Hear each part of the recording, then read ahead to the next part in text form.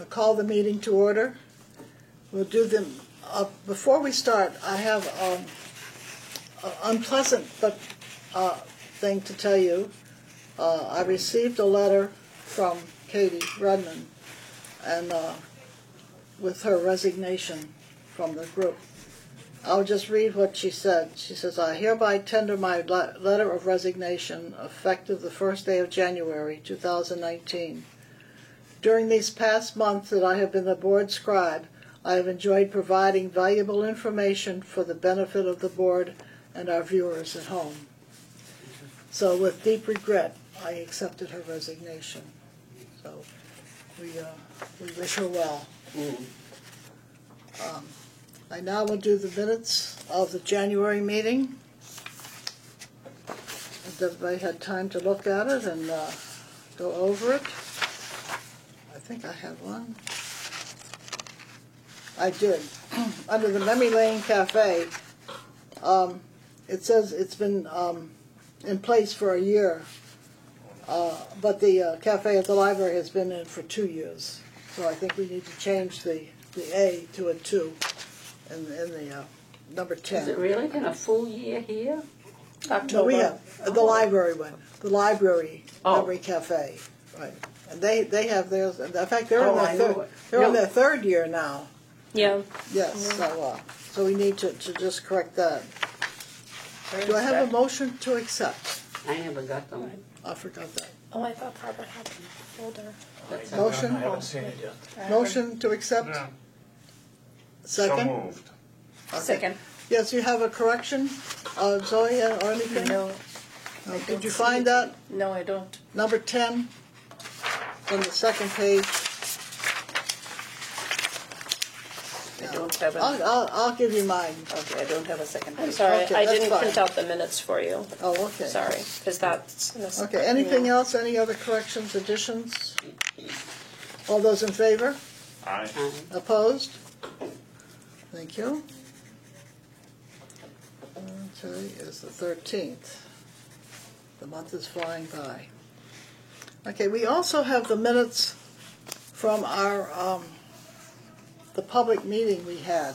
I think we should probably approve those as well. From January 31st, Barbara did a nice job in doing the minutes for that.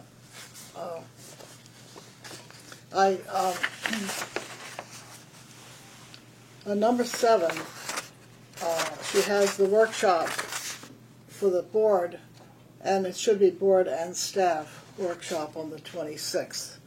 So we will correct that part.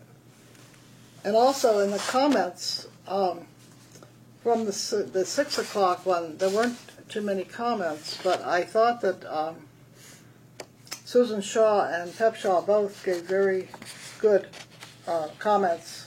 So I've asked them both to write a little something, kind of review or what few words what they had said that night.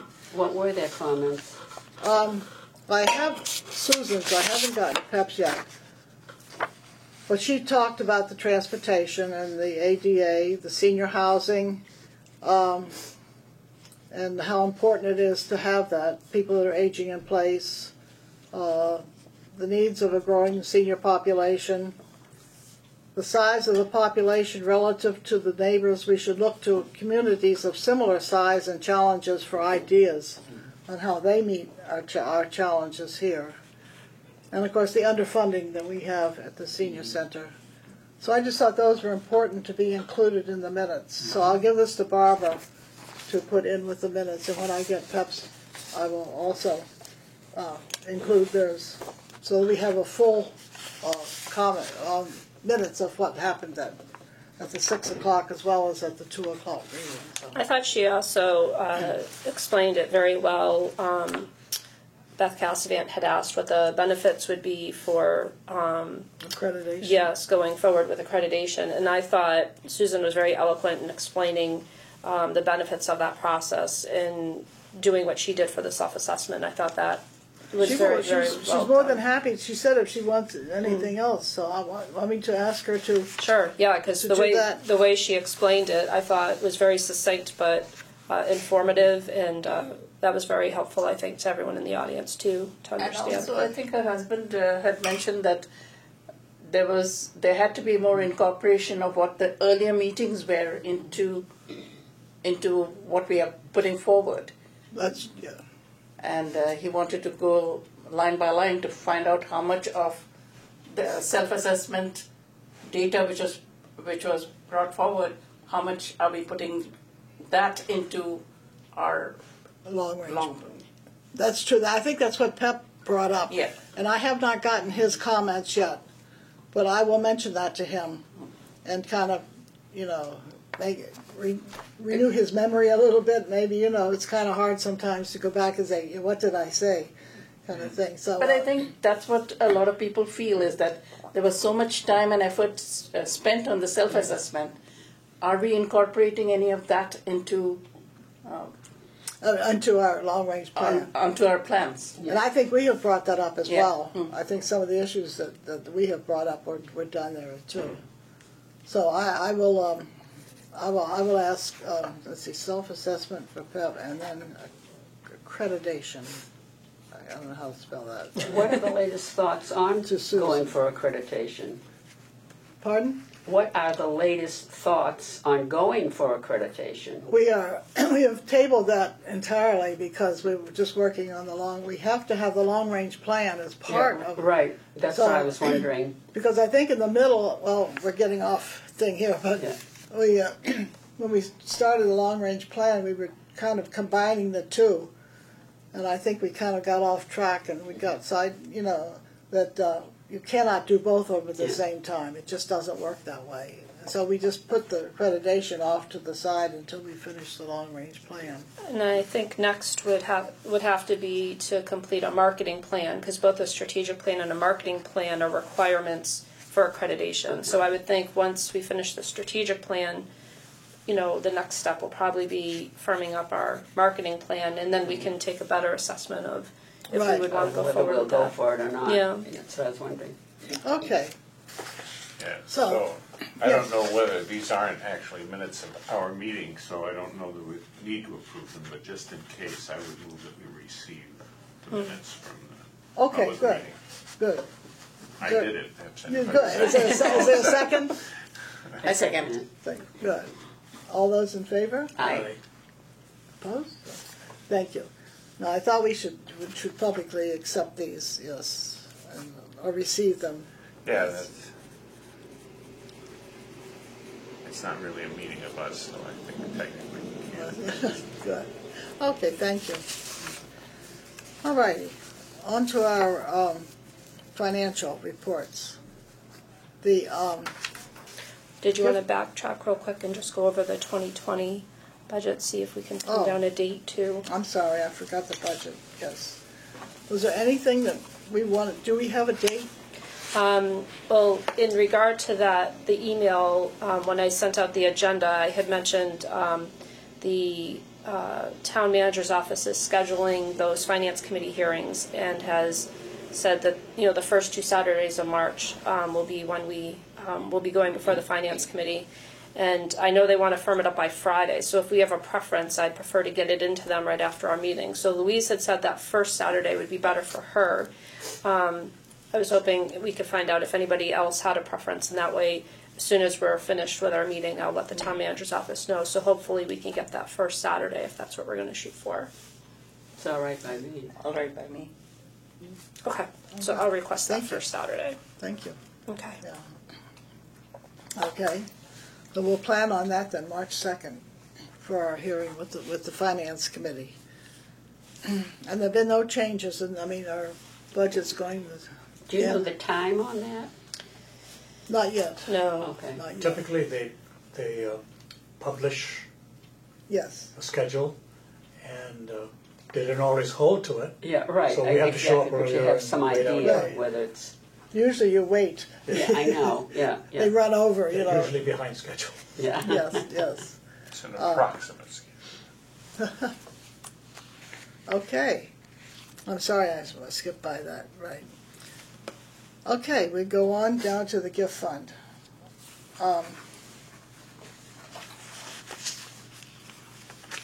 That was There are no expenditures in January. Were there no Memory Cafe? I only Or just got friends? that from Sandra. I just got that from her on Friday, that she submitted to me. So But that's for the one coming up. I'll double check because I know there was something that Dr. Claremont had given me something and Sandra had given me something. So I'll double So check. she gave you a check to hold Yes. for next week. Okay. So that would be the February one. All right. So No, I'll double check it'll on be that. It'll be the March one.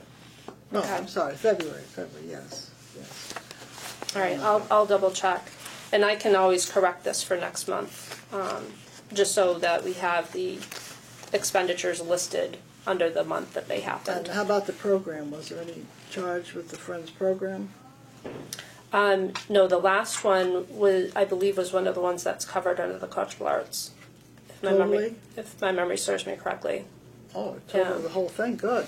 Yeah, because what they did for the ones that they accepted for this year was instead of just doing a portion of, several, they were paying for fewer ones but in full.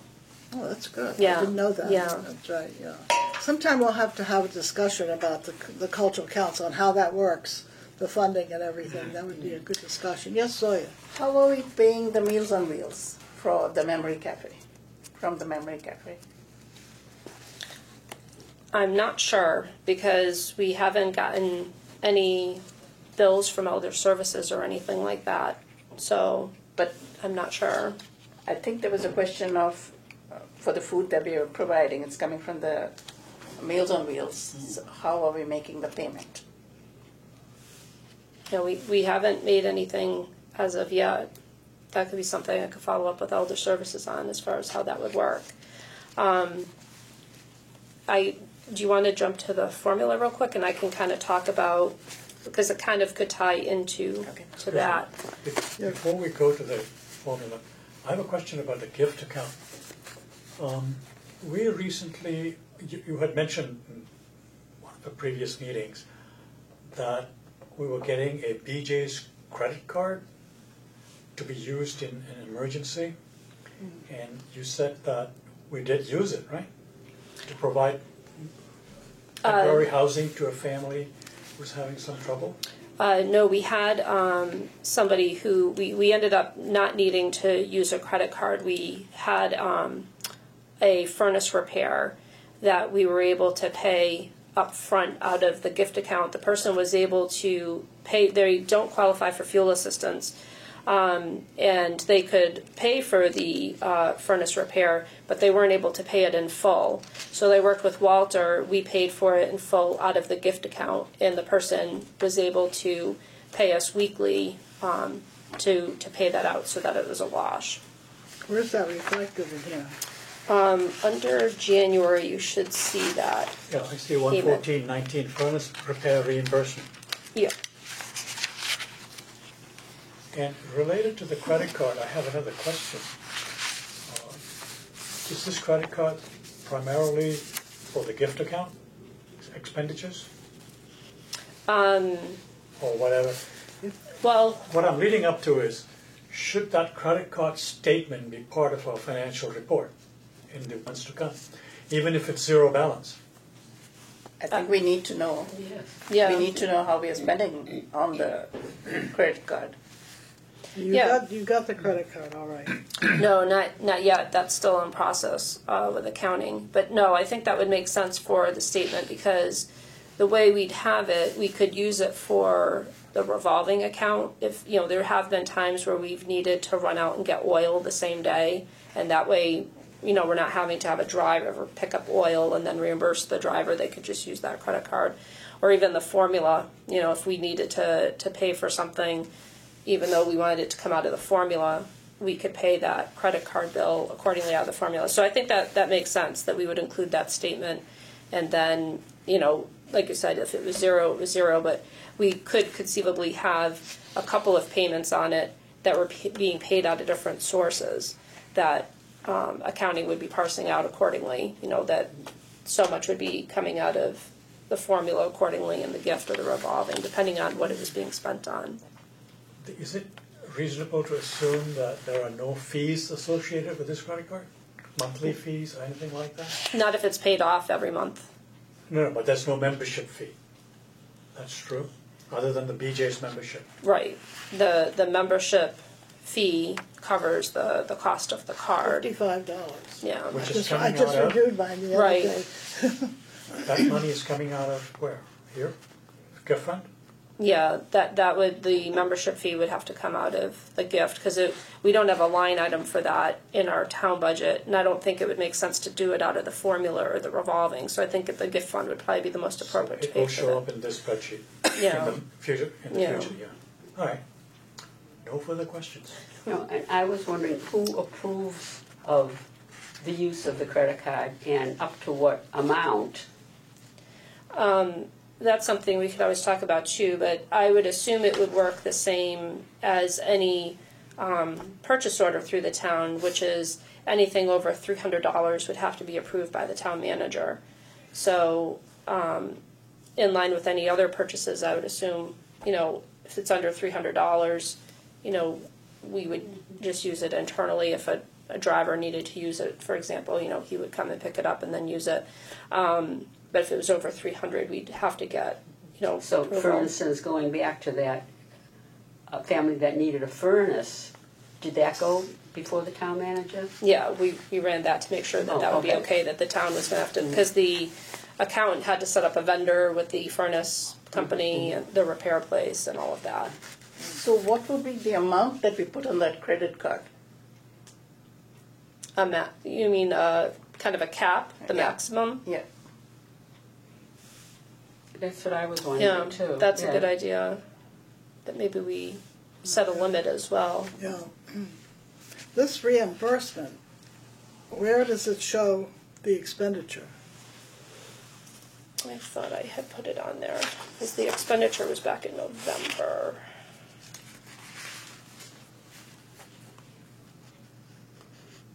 I don't see it here. Yeah. That's why I was just looking. I'll double back and check, because I believe it's in that same warrant article as those two memory cafes.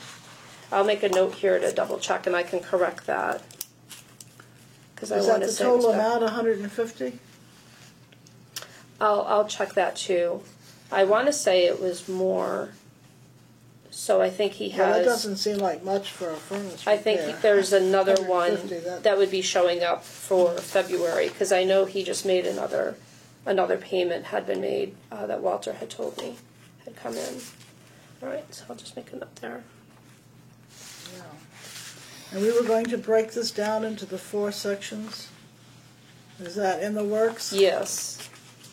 Yeah, it more than likely I won't be able to have that done until our new person comes on board, and when we show them how this account works, we'll reformat it then and be able to. That person's doing it?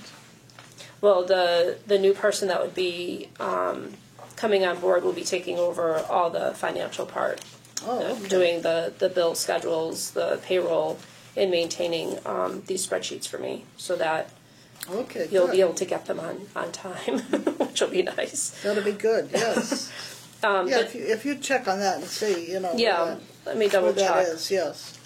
But just to touch on the formula real quick, because it kind of ties into the question that Zoya had with the Memory Cafe. I did talk to Emmett Schmarzo in regard to that question that we had regarding Memory Cafe expenses, because the expenses in and of themselves typically aren't allowed under the formula allocation. Payments for crafts, entertainment, meals, those typically aren't allowed under the formula allocation, but I had wondered if it was under the umbrella of the Memory Cafe, are those permitted? And I did speak to him, and the answer was yes. So in the formula, we'll just have to specify that it's for Memory Cafe programming. And then it's a program expense, not an entertainment expense or a meal expense. So as long as it's, wording broken is down. correct. Right, so exactly, then that way they can compare like items with like items, so they can say X amount of dollars out of the formula allocation is used by towns to promote their memory cafes and provide supplies, so. We had voted 4,000 for the memory from the gift fund. So the money, so I thought all the expenses were coming out of the gift fund and not the formula. So far they have, but it gives us additional flexibility that if we want to take it out of the formula, we now know that that is permitted. So just for future planning purposes or whatever, we have that flexibility to do that too. What would be better, to take it from the formula or from the gift fund? I think it's beneficial to, if we have the funds in the formula and we don't have it allocated towards something else, I think it would make sense to have it in the formula because it's something the state would like to see, that formula allocation, because that's something that they promote statewide is, the memory cafes. So then it's better that we take it out of that. So then the state would see that we are utilizing it for a specific purpose. And when we ask for funds in the future, they'll say Right. you're using it appropriately. Right. So, But I think as far as the meal reimbursement, that would be the ideal place, because I know the Friends had said they were concerned, they didn't want to be in any type of violation because they're specifically raising funds for the senior center. If they were to make a payment to Elder Services of Worcester, does that cause a conflict? Even if they gave the money to us, knowing it was going to Elder Services of Worcester, so I think having that come out of the formula, I think would be good. So Okay, yeah. I can We'll see how because we haven't gotten a statement from Elder Services about No. the meals. No, and we are in the process of, revamping that memorandum of understanding that we have with them so that it's current. Kristen Lass and I met with 3 of the folks from Elder Services to review that. Okay, good. But we may want to add that in there in the MOU if they're going to be billing us or whatever. So that Yes, Josh. brings up a I have a question. question about audits. Are all these subject to audit, and by whom? Through accounting, they do have a town-wide audit of all the town accounts. Well, if that's the case, are these charts in the proper format? Are we showing the data they're looking for? Or do they just plow through whatever we give them? They don't use our data. This is the data that I produce for you, so it's more user-friendly. They use the town's accounting software So called this Munis. data is already there? Yeah.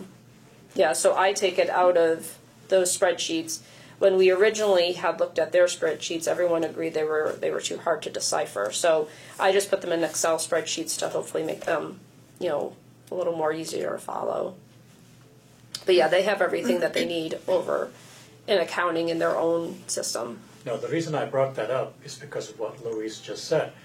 That the gift fund showed a reimbursement, but we could not figure out where the expense was listed. And I suppose you're telling me that the main database already has that information. Right, so that's what I'll be going back to double check to see if I missed that. Understood. So, Anything else in the gift fund?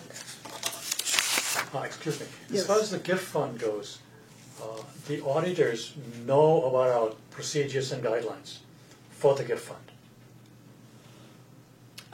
I don't know. I know accounting does because we ran it by accounting and they said that was fine. So I don't know. That's something, if a question came up, I would assume, Mary Thompson would explain that to them. Okay. I'm not sure how the audits work. I just know I don't know either, no.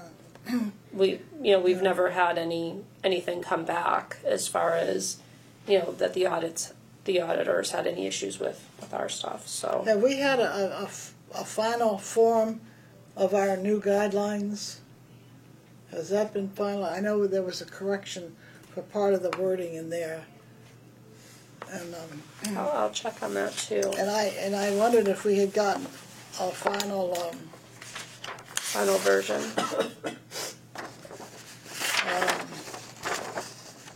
I thought we corrected it, but I'll double check. yeah, under the outreach. We had said instead of these funds would go toward, and it should be these funds would be used to help a senior. they go toward, to be used to help. So those are the words that we were gonna change in there. I believe we did, but I'll double check on that. And then, I don't know if everybody has a final form of this or not. It might be good to print out some for everybody to have. Yeah, because we obviously we'd want to take the draft watermark off of that. That's what I and- mean, yeah. And have the And formal this is date. December, which we voted to accept it, but then we had the few wordings changed there, so. Okay. I'll double check that too. Okay, good, if you would, please. Okay. Thank you. And we didn't have a formula grant. I had that, the other two accounts I had almost done, but I wasn't able to finalize the numbers for you. But I have the formula broken down similar to the gift account layout, so I just have it, there's no deposits, but what the withdrawals have been every month.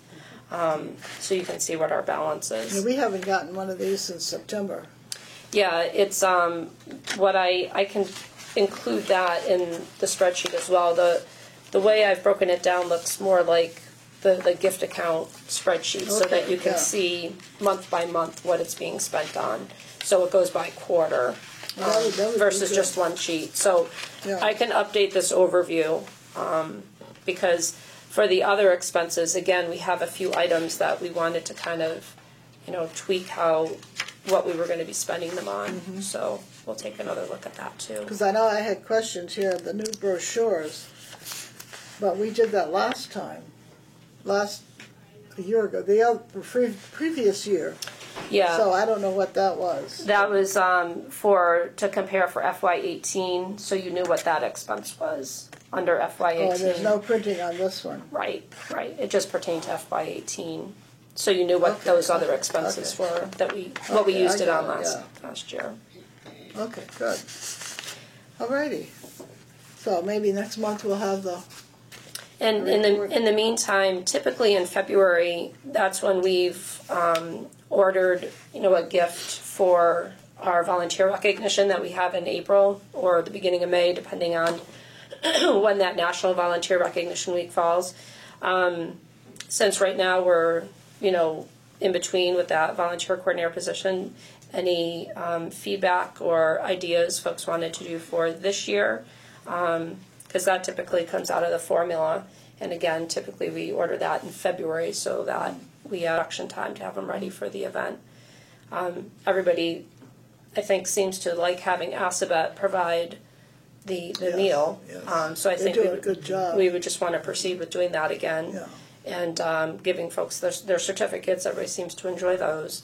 But not sure if anybody had any ideas for a gift this year. Obviously, we've done mugs. We've one done of everything. Yeah, we've done mugs. We've done pens. Time We've to done recycle flashlights. or, yeah, so. So just keep it in mind. We'll and think on it, yes. Maybe we can talk about it more at our upcoming workshop or whatever. Could we donate that money to a charitable organization? Not from the formula. Oh. No. Yeah. Get a silver dollar and give everybody a silver dollar or something.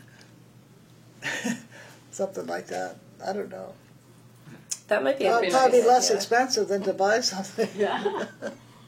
Yeah, and that might be just kind of something fun to They get. have those little bags, those little either cloth bags or things with the little mesh, ribbon on yeah. it, just. I don't know, just a thought. I'm thinking of silver dollars because I found a bunch when I. bless you. I'm still finding things that I don't know. Something floated by. Yeah. Do you, Anyhow, do you have 300 or so sitting around we could use not as the quite, gifts? not quite. But So if you're gonna do that, you probably wanna get nice shiny new ones if you can. Right.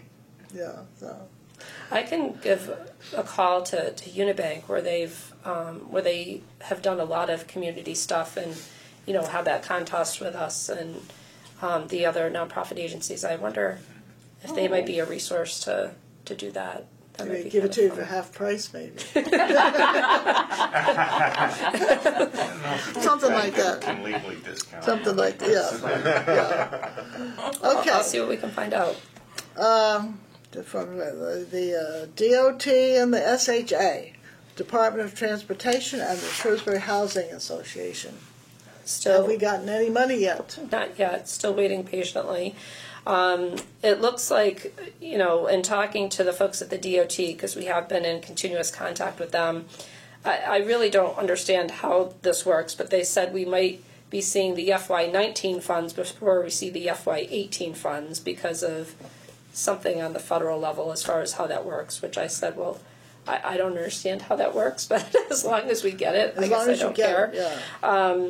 So, and as far as SHA, I'll have to double check with them and see where things stand. I know someone from housing was at one of our they came to the morning session, the afternoon session for our public hearing, but I wasn't able to connect with them before they left. So I know they continue to be involved and interested, and they're aware of what we have going on. So I'll see if we can get another update from them. And I know in the past we've actually had them come in for meetings too. So we've done a joint meeting with them in the past. It's something we may want to talk about, for later this year too. Good. Is she locked out? Sorry. Is that locked? Sorry, was that locked? Yeah. It locked. Hi, good morning, Barbara. No? Did you get the message, Barbara? Well, that leads us right into the revolving account. Because we don't have any money. Our money is going down very quickly. What is that right now? 66,000? Yeah, a little under 70,000. And we started back in the summer with... I think it was 79. Oh, I can't find it. I'm sorry. We started in July with 81, 492.51. 82,000, and now we're down to 66,000. So at that rate, we'll have about another year and a half to go. If we put the other van on the road, it's going to be even quicker than that. So we hope that we get that money very quickly. And I'm sure other towns are running into the same problem. Yeah. But it's nice to have this account so we can keep track of what's happening. Now, to follow up on Sashi's comment from last month, he was saying he thought it might be helpful to have comparisons in looking at last year's. The numbers were very similar as far as driver hours for each of the weeks. But interesting enough, the fares were higher, which I thought was interesting. But I don't know if that's something you would want me to try to incorporate into these spreadsheets, that maybe on the right-hand side to either have comments as far as how the driver hours compared or the fares compared, or the driver hours you have in that transportation summary that we have broken down by quarters, but it's one lump sum, whereas this you can see over the course of the month what types of hours we rack up on the third van. So again, obviously nothing we have to decide on today, but just in following up with what you thought could make these reports more meaningful, how you may or may not want me to incorporate that data as well. Gotta think about that. Even if I just had a little narrative off to the right here saying hours were up by X and van fares were up as well, or the something. delta is more important and the direction is more important than, because the real numbers do not mean anything to me personally. I don't know, people might feel the same way. But I have another question. We're waiting for funding from the Housing Authority, and we're spending down. At what point do we, if we run out of funds or we have expenditures greater than what we are currently have the fund, do we have a source for emergency funding for this particular, for the van? Depending on, again, kind of circling back to the formula, depending on what we have, the formula broken down for, transportation costs are allowed by the formula. So we do have access to the formula funds for transportation if we choose to use them that way. That is allowed, and again, many other COAs do that too. So a lot of COAs use that as their matching source. You know, we're using our existing funds and the revolving as our matching source when we went for the state DOT application. That's what we showed as our matching source. A lot of other communities use the formula as their match. So we do kind of have a plan B if, God forbid, we had to go there. Did one of the vans need new tires last month? Yes. Yeah. So, yeah, we had quite a few repairs, as you can see. And one of them, if you look at the January expenses, we did have to get new tires. But knock on wood, we haven't had too many repairs on that vehicle, with the exception of back in the fall. If you look at Q2 real quick, we had, hi Steve, how are ya? You want to just sit there? You'll see probably our biggest repair this year was in October. The van had to go in for a repair because, you know, it says fix AC, and you probably are wondering, well, do you really need the AC in October? Yeah. But it just circulates the air. So the AC had been going on the fritz, and the drivers were like, well, you know, it's getting into fall. Maybe we can hold off on that repair. But there was other things that were going wrong with it too. So as you can see, that ended up being a little bit pricey because we had to get the front wheels aligned. The starter motor was being a little glitchy, so we had that replaced. We had an issue with the headlight that we had to have replaced. So that ended up being a little pricey, but knock on wood, hopefully I'm not jinxing the vehicle. But so far we've only had 2 repairs on it so far this year. That one in October, and then that tire expense, which is, again, in comparing it with last year, we had a lot of repairs we had to do on it last year. We had the wheelchair lift had significant issues. Yeah. We had brake issues. We had a major transmission issue right at the beginning of the fiscal year. So that's one thing in comparing apples to apples. Compared to last year, the repair costs are significantly less than what we had seen last year. So again, those are the types of things that in a narrative you might find more helpful. I don't know. Yeah. Just as an aside, the AC is very, very important because the AC is part of the defogging system, and you need it even in November. Yeah. Yes, that's right, yeah. So, Because it becomes dangerous to drive with your windows fogged up. anything else in the revolving account? Okay. We'll put that all aside for now, and we'll welcome Steve Rocco. Good morning. And morning. And your official title, if you would, please. My official title is very long. I am the Safety, Security, and Transportation Coordinator for Shrewsbury Public Schools. I'm also the Emergency Management Director for the town. Wonderful, thank you. I knew I couldn't get it all out there.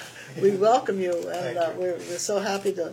It's an issue that we haven't talked about very much, so we're anxious to hear what you have done with the schools and things, and how that applies to us, and how we can, and for the emergency as well in the town. It's a very Sure. important issue for us. Yeah. Absolutely. So just as a sideline, I've been in my position almost 5 years. So when I first came to the school department, I give the school department great credit for creating this position. I think they were ahead of their time as far as having someone dedicated full-time to safety and security. So for the first year or two when I came to the school department, and I come from a law enforcement background, I did 25 years as a federal agent, so this is kind of my wheelhouse. So I went through all the schools. I kind of looked at what we had in place as a baseline.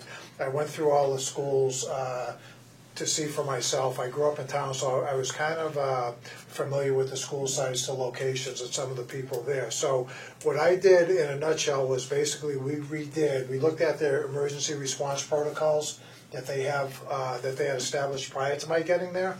And we kind of looked at that, took a fresh idea, kind of took the best practices that were going on within safety and security and with the active shooters situations throughout the country. So we redid their what we call SRPs, their standard response protocols.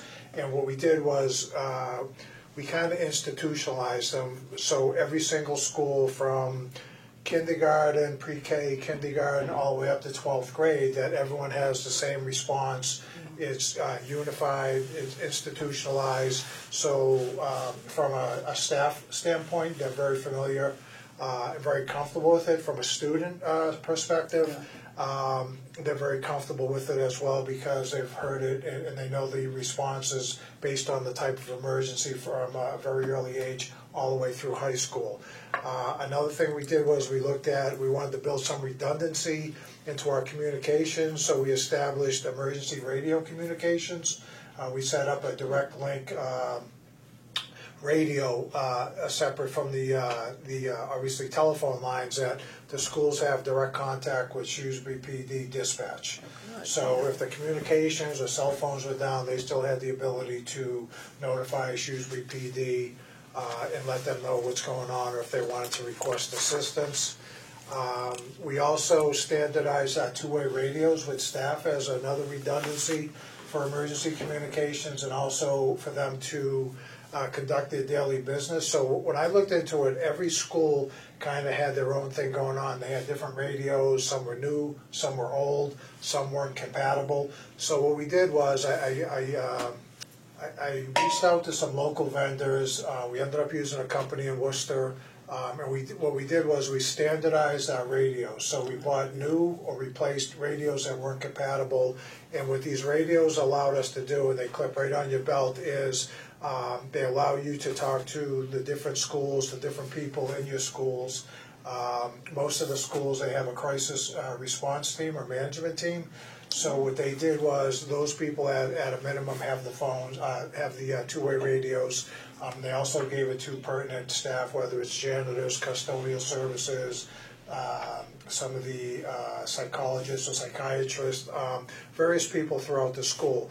And one of the features I liked in the time of an emergency response or if something went sideways, that the police department also has the ability, has their frequency that they could dial into these radios and speak to the teachers or administrators during a crisis. So to me, it was a force multiplier. The school department can't reach out to the police department directly for obvious reasons that would affect their operational capability. But from the teacher standpoint, from the police standpoint, they can show up on scene, go to their frequency, and also talk to another means of talking to people during an emergency or crisis situation. What we do at least twice a year is we do what we call tabletop exercises. So we're in a room like this. We have usually all our principals or assistant principals. Usually we have some town meeting members, and we develop a scenario, whether it's an evacuation scenario due to a chemical spill, whether it's an active shooter type situation, whether it's an evacuation situation where now we have to reunify the students with the parents. So we work through all that. I create a scenario. It's got some twists and turns. We kind of progress through it, and we address all the things that I had mentioned on my presentation as far as your crisis management team. How are you going to communicate? What happens if this communication mode's down? Who's going to do what? Assigning roles and responsibilities, going over their protocols. Where would your staging areas be? How would you get through this crisis? So that's been extremely helpful. The feedback on that has been very relevant because it allows you in a non-technically stressful situation to work through a potentially stressful real-life situation. So kind of gets the bugs out, it kind of gets people responsible. I kind of tell them what they're going to, like on an active shooter, what the police reaction is going to be and how the police are going to react to you. And how that's going to go. So it kind of gives them a comfort level on dealing with emergency management and crisis situations. every spring with buildings in the police department, we have what we call a BAT team. It's basically a building assessment team. And we go through each and every school and we identify physical security issues that either may be improved upon or things, simple things as door locks or safety bars in case of an active shooter or emergency, that they're able to secure their building. So we look at security vulnerabilities or weaknesses or improvement areas. We do a report, we pass it up, and obviously depending on budget or priority, then we prioritize on certain things throughout the year that we're going to address to enhance our overall security posture. Training, we do a lot of training with the school department. We do a lot of active shooter training, usually during school vacations. We'll bring the police department into various schools so they can do their tactical formations, get a layout of the schools, because as they're bringing on new police officers that may not grown up in town and may not have been in a school building, so it gives them familiarity with the school building. It helps them work on their tactical formations and responses. And that's pretty much, in a nutshell, what we do as far as the overall safety and security posture for the school department. That's fantastic. Yeah. I was a teacher many years ago, and I'm thinking in my mind, trying to think, oh, what do we used to do? You know, we had fire drills, and that was about it. You Right. know, everybody marched out single file, and that was the end of it. You Right. know, but things were so much different back in those days. You know. Yeah, and back in the day, I mean, we didn't have this active shooter and No, some we of the didn't, threats no. that we have today, and that's a good point too that I don't think I expanded upon, but we usually do 4 drills a year. So we're required, we do 2 fire drills a year. And the fire department likes to be notified, not that they have to attend each one, but they do show up and they observe and give input. And we also do an active shooter and some other situational drill, whether it's a hurricane or evacuation. So we've gone throughout all the schools, we've identified safe zones in case of like severe weather, a hurricane or something that, and we've literally taken the student population, not only in theory, but physically, to determine the safe zones within the school. So logistically, we know that they can fit in the school safely, that we have plenty of room, and what's option B or C when something like that's approaching, and you're not trying to figure that out as the situation's developing. Even with the fire department, they have these cutout cardboard that simulate flames, and unannounced we'll go in there and we'll block off a hallway. So they're just not on automatic pilot. They have to have some situational awareness and be able to, the critical thinking based on situational awareness. So if they're just used to coming down, all of a sudden this is blocked, how do the teachers respond, how do the students respond, and do they adapt to overcome the situation? So that's a critical piece too, so not everyone's just on autopilot and not paying attention to the situational awareness. Yeah. Yes, Norma. ma'am. All this is extremely reassuring, but then bottom line is, for us here at the Senior Center, do you have any Right. suggestions for what we are lacking or what we can do from a safety May I standpoint? interrupt? Yeah. Interrupt. The reason I'm interrupting is because that was kind of where I was leading. Yeah. What we really need, my name is Shashi, I was the one who wrote you that Yeah, email. Yes, sir. Yes. But what we need here is a development plan. We need a group to get together, evaluate the building, evaluate the problem areas, and then lay out a plan, because that's what you have described. That's wonderful. It's a very comprehensive plan. Yes. And we're not going to get it done in a week or 2 weeks.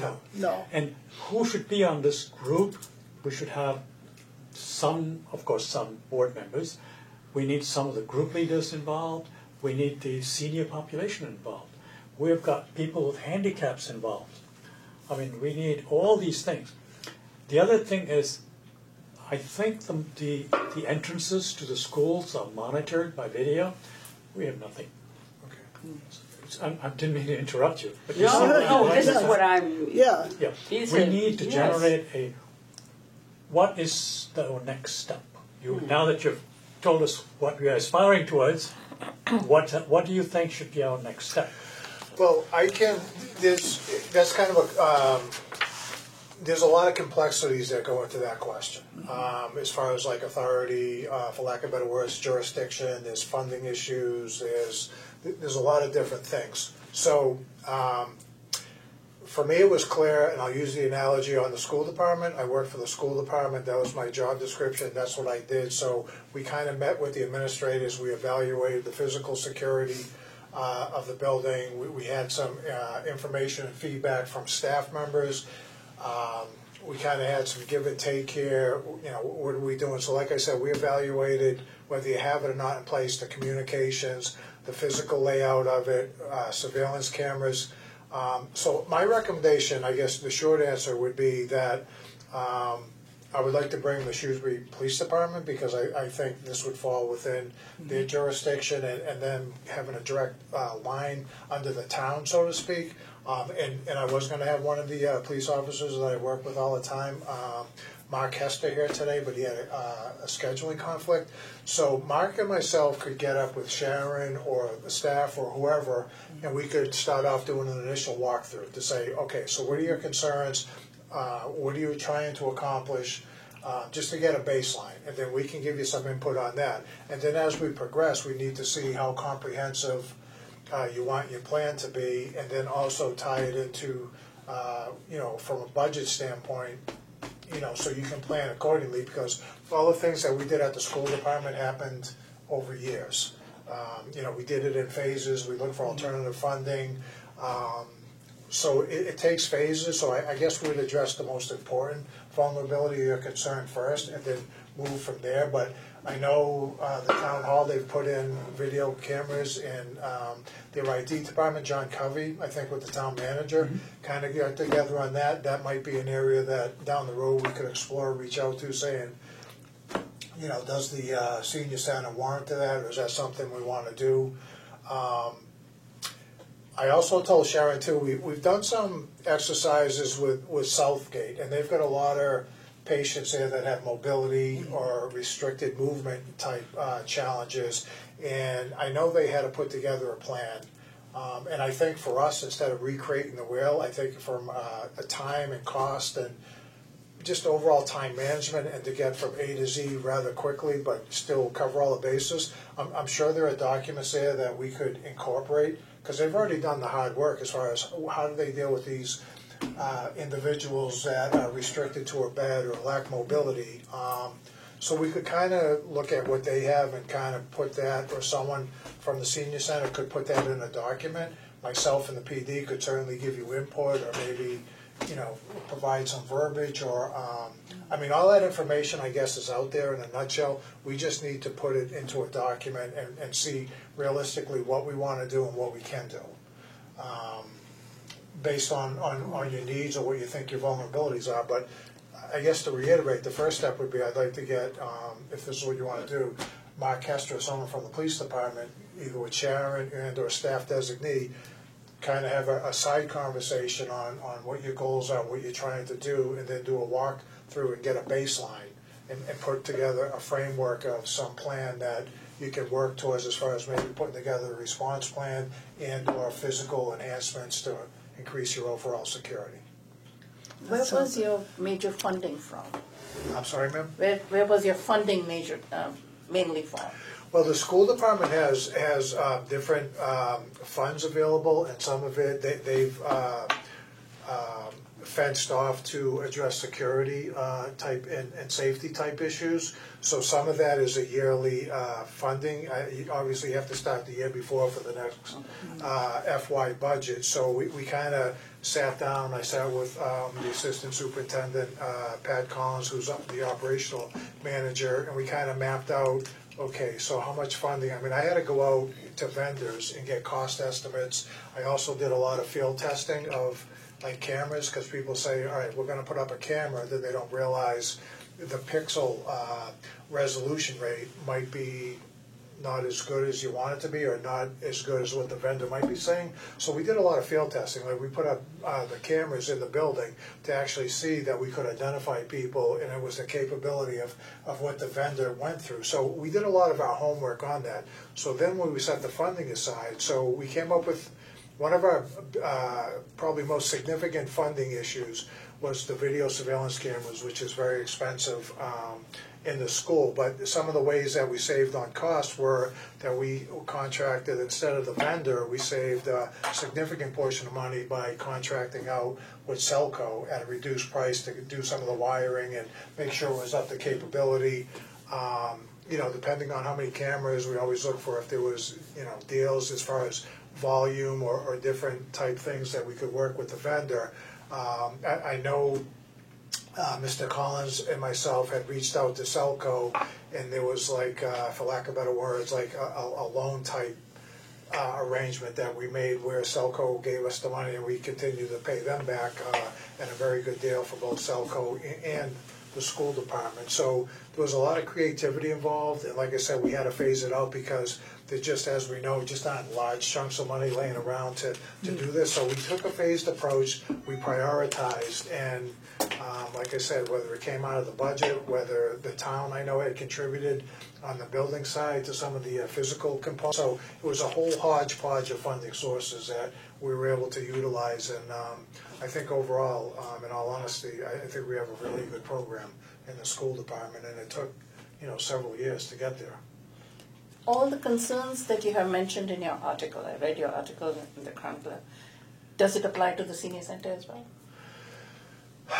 I think everyone has to be prepared for an emergency type situation. I would say it does apply to that because I think we'd be naive if we just think it's not going to happen here. And I always go back to, if something does happen, one of the first questions they're going to say is, what was your plan? What was your training?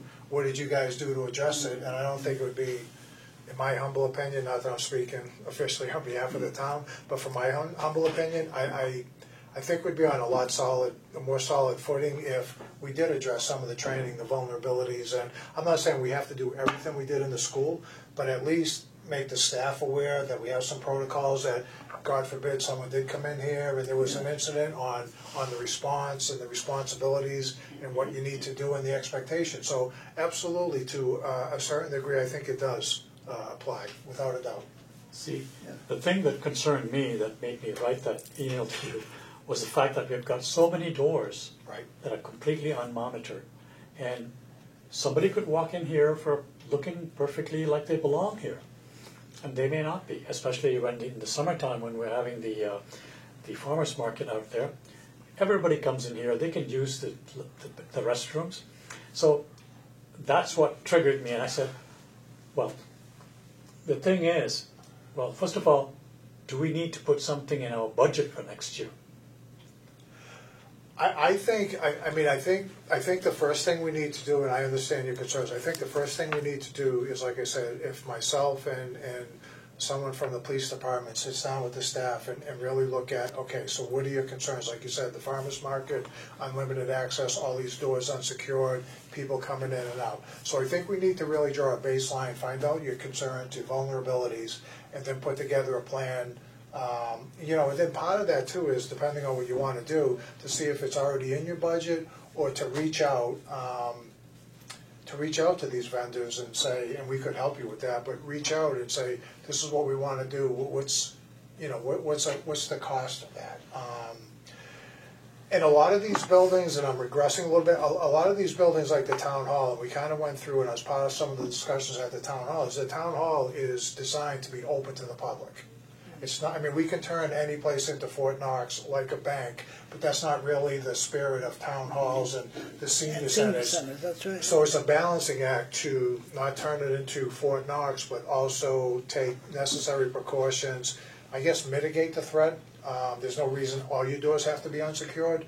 A simple procedure, like if you wanted to tighten up accessibility to the senior center, that you could have an internal policy saying during these hours we're only going to keep the main door or this door and that door open, and make sure all the other doors are locked. So you're funneling in people to where you have staff as just a basic, you know, someone to engage someone coming in, who you hear, your purpose of the visit. So there are some things that aren't cost prohibitive, and simple things that people might not think of that you could do along those lines.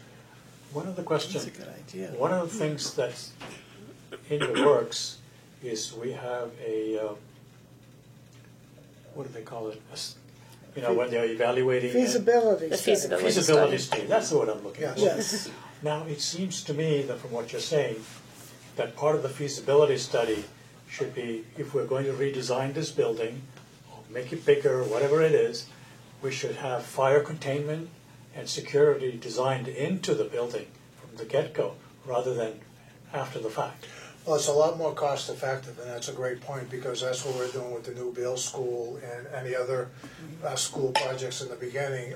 And I know we did it to a certain extent at the library, that it's a lot more cost effective when it's a shell and opened up, that you can run fiber or different capabilities, and you're not trying to run wires. And so it's a lot cheaper up front when you do that, and that's what we did with the Beale School. So we're thinking, you know, as far as the camera capability, they have to, and IT is not my specialty, but they have to have certain capabilities to make sure these cameras work and they feed into these common servers and everything else. So we already know that up front. Before they just put up a building, and safety and security was an afterthought, and it's a lot more costly to go in after the fact. So we do have the foresight on the school department, and I'm sure on the town department, that any new future projects that we have these discussions, you go meet with the contractor and say, this is what we need from the start, and it's really, the cost difference it's huge. Sure.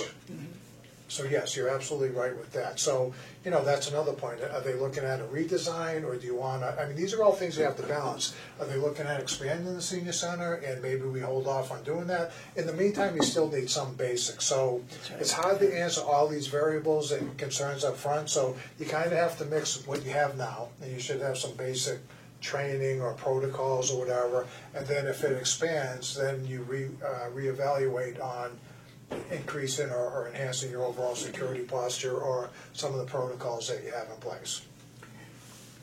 So, I'm big on schedules. Yep. So, I would like to know, when do you think we can have this meeting between yourself and the police officer?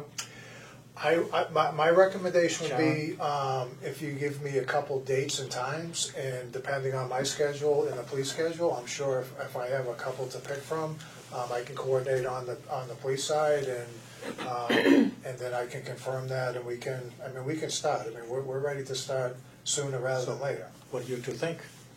I think it would be great. In fact, I'm thinking, we were just talking about our hearing with the Finance Committee March 2nd, and if we could add something maybe to, although I don't know if this comes in the capital budget, but Yeah, I'm not sure. I think the minimum I think we want now is cameras. I think that would be a good place to start. It would be, to me, I mean, we don't need a lot of study to put up cameras. We know that this is what we need to begin with. To me, maybe I'm on the wrong track, but I think that would be immediate kind of thing we could do. And if we could get the money in this coming year's budget, the 2020 budget, then maybe we could start there and then do all the other things as we're doing. You know, I'd like to see if we could get something in, instead of waiting for a whole nother year's budget cycle, if we could do something in the next couple of weeks so that we would know what we could put in. We could make an addendum to our budget request, maybe. I'm not sure it'll pass, but Yeah, on the budget side, I mean, that's like way above. No, I know. I think way, but I mean, just thinking, the thing yeah. I would suggest with the camera, and that's another thing the police department and myself can help you with. Like, what we had to do is we had to do risk management and assessment in the school. I mean, obviously, safety and security is number one, but you have to balance that, which is actual practical. So.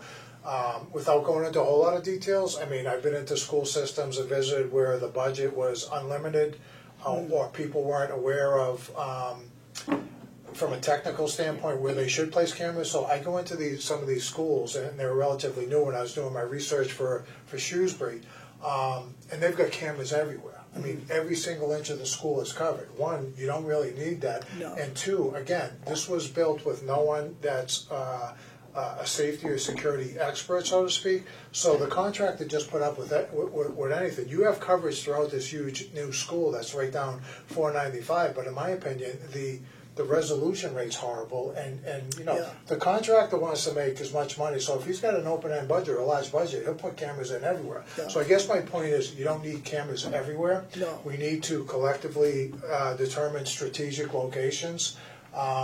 You know, you're not gonna cover the whole area, but we maximize the strategic locations based on camera capability and angles and stuff, where we were able to put in various cameras that would give you the same result as putting in 4 different cameras without getting too technical. So you look at your main vulnerability areas and your main concerns and you address that. Yeah. If you always wanted to add to your capability down the road, you can do that, but as a baseline, we'd identify your most strategic areas, whether it's high cost, vulnerability, whatever it is, and then you build from there.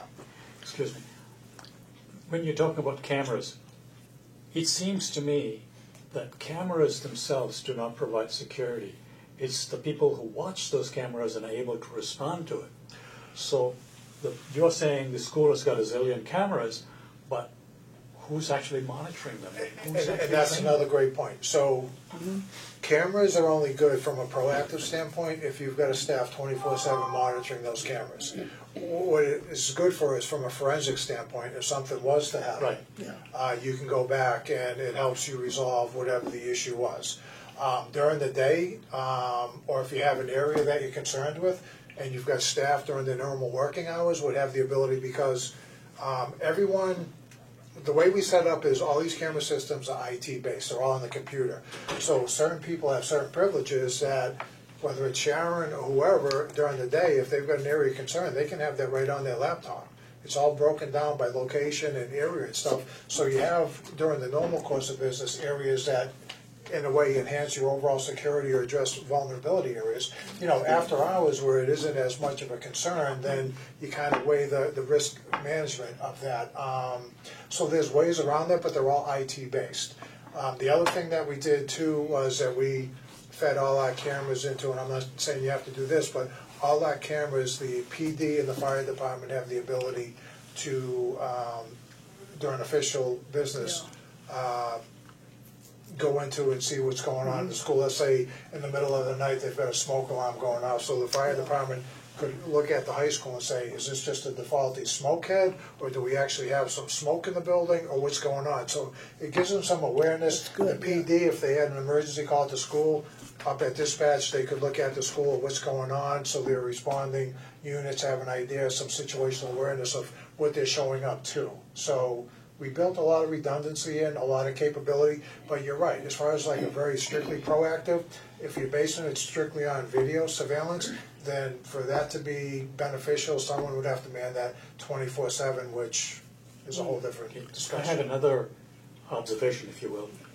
As soon as you've had your meeting with the police and you brief us on what your things are, I think one of the first things we ought to do, which we can do with very little cost, no cost, is to have those kind of meetings, tabletop, what do you call them? Tabletop Exercises, Yeah.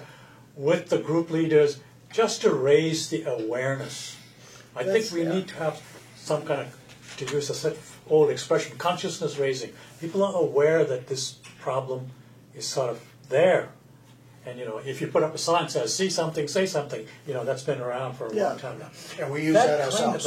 Yeah, the people out there, the people who lead the different activities, the group leaders, they ought to be all aware of this.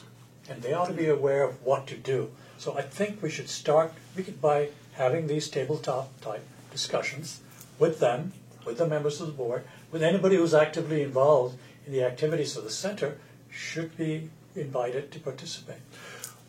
Without a doubt, and this comes to the chicken and the egg. So what I would suggest is before you have a tabletop exercise, because it's always going to come back to your response is going to be tied into your protocols and procedures. Right.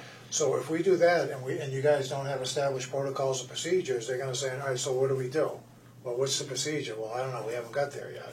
So I think we start out with kind of getting together with the representatives of the senior center, myself and the PD, and we kind of have a separate discussion on what we're trying to do, you know, do it like a vulnerability assessment of the senior center.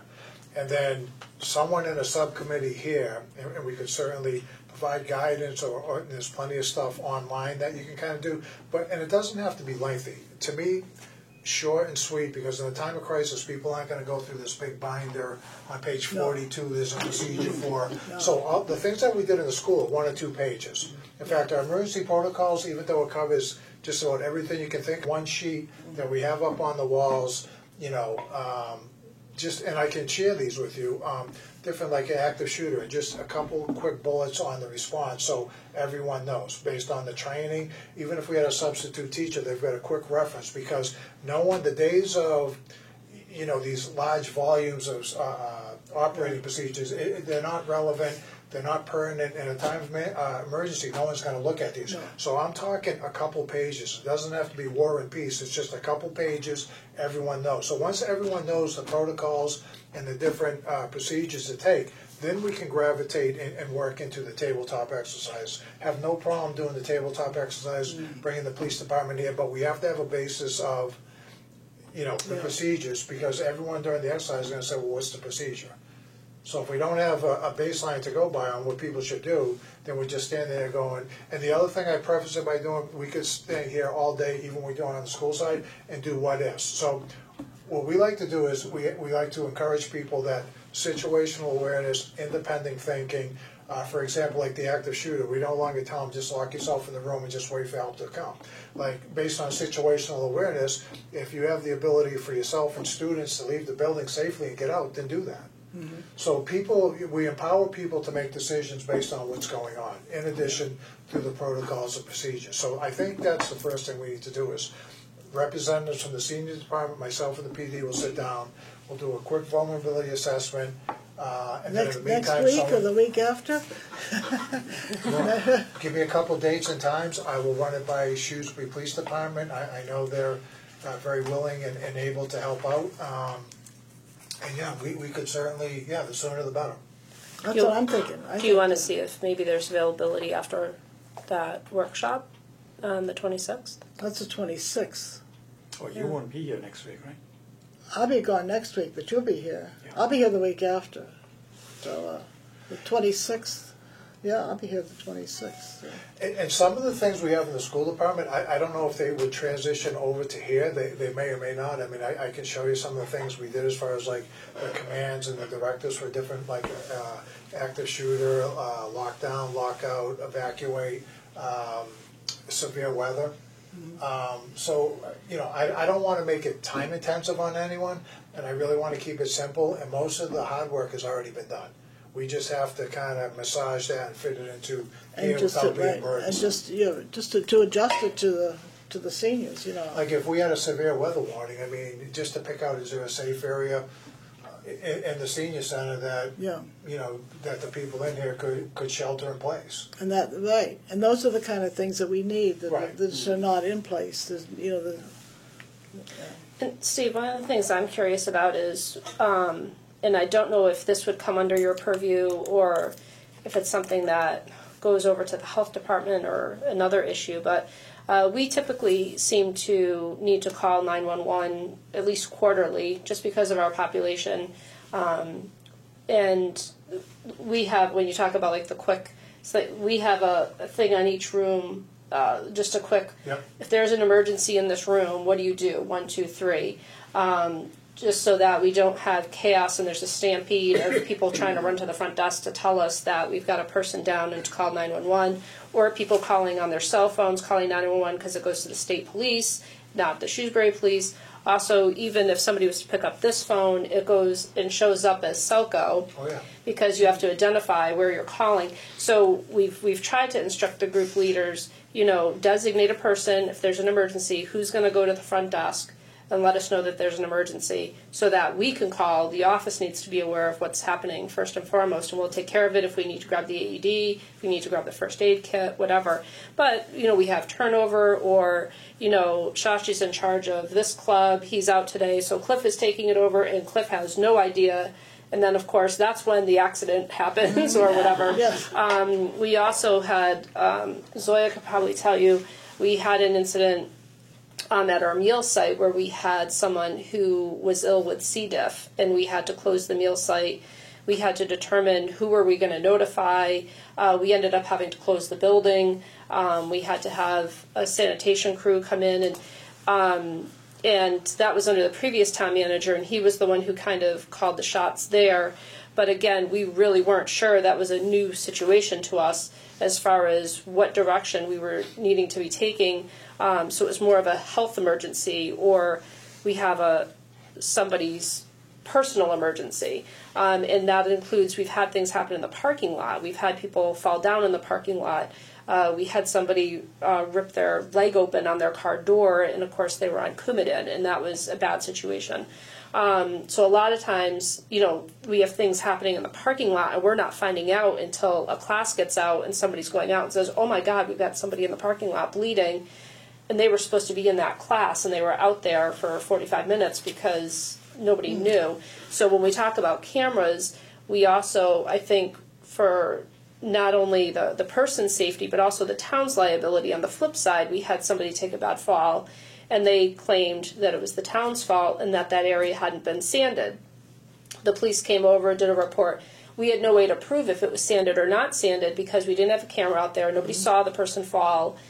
And so then, again, the town could have been liable for something that may not have even have happened.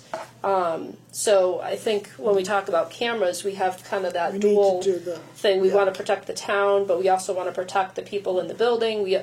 So we might have kind of a unique situation where we do have a population that has medical emergencies more frequently than school children would. And again, how can we make that mutually beneficial, that we get the person medical attention as soon as possible, keep everybody else in the building safe and calm while that's happening. And again, if something's to happen on the grounds, that emergency personnel is, gotten as soon as, possible to make sure that person is helped. Yeah, I mean, that's a lot going on, but I'm glad I'll break it down. I'm glad you brought up the phone, because to me, an emergency situation, that's why we want to standardize all these responses, because whether it's the school department side or the senior center, young people, older people, to me the protocols are all the same. So you bring up a good point. On the phones, we ran into this at one of our school sites, and that's an easy correctable thing, is when they call, and this actually happened in a real world event, which led to some confusion, which prompted us saying we had to make some changes. So the phone actually showed a different location to where the school site was, which is a big problem. Yeah. So we were able to easily remedy that, so when that phone comes up, they have the exact location. A lot of people don't know with Enhanced 911, which Shrewsbury PD has gone over to now, anyone can call 911 and it'll give you the location, and it'll go to Shrewsbury PD and will give you your location with a certain perimeter. It no longer goes to the state police, and they are able to identify you. So simple things like this helps staff know. So there's a lot that we can cover and address that we've run into. And then as far as the cameras, I mean, we also at the schools have put cameras for various reasons, some of which you brought up, that also cover the outside. Mm-hmm. And I love cameras because it's not opinion, it's all fact-based. It's not my opinion, it's not my interpretation. We use them on the buses. This is what the video shows, factually. Mm-hmm. It's not my opinion, it's not how I think I went. From an investigative standpoint or forensic standpoint, this is what the video shows. Takes all the guesswork out of it. And that's and what all we the need. gray area. That's right, that's what we need, yeah. But you wouldn't need that many cameras in this type of building. No, Again, no. we've already done the hard work, we've got the vendors, we have the connections, not that I'm pushing for, but we've done the research. No, and that's Because what the I last think thing you want to do that is we will buy- benefit from, is Right. we can, Yeah, that's easy. so you don't want to reinvent the wheel by No. any means, that we can, No. so I think that's wonderful. I think we just set the meeting up and as soon as we can. And then, like, if you had a medical emergency in here, and sometimes we have them in the schools, like, so one of our procedures is we go into lockout. So it's business as usual. The whole outside of the building is, all the doors are locked, so you don't have people coming in and out, whether it's a medical emergency or not. People can be told, if you have a PA system or some way to communicate, remain in your rooms until further notice. And then, so that area where the activity is going on, not everyone's traumatized or people going through here and it's kind of like crazy. It just kind of minimizes the chaos. So all this has been done, we just need to massage it and fit it into the Yeah, senior to see center. who's doing, yeah. And the PA system is something Shashi had looked into as part of a technology plan. So this might be helpful, also knowing it could be a safety and security component, not just a convenience factor. You know, Shashi, you've left your car lights on, please shut them off. You know, that we could make announcements, you know, we're having a medical emergency, please remain in your rooms, or like you said, just to avoid, you know, and of course these things always seem to happen in the middle of classes changing over, so there's Yeah. all kinds of people in the never fails, hallway never and coming fails, through yeah. the doors, and that just, you know, seems to be Murphy's Law, that of course does. these things happen when everything's the most congestion, could be the most confusion.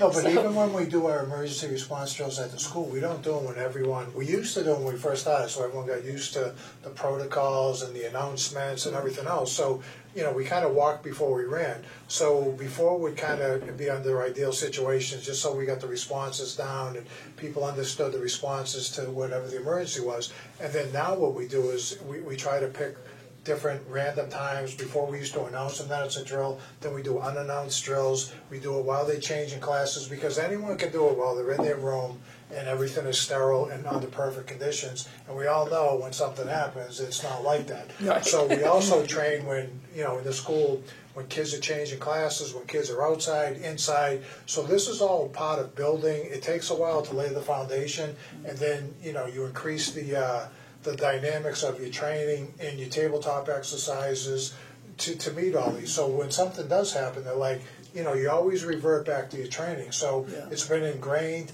it's standardized, everyone knows it, the communications are the same, the commands are the same. So if you make announcements over the PA or the phone or radio, whatever you have, that it means something to everyone, everyone's not guessing. Yeah.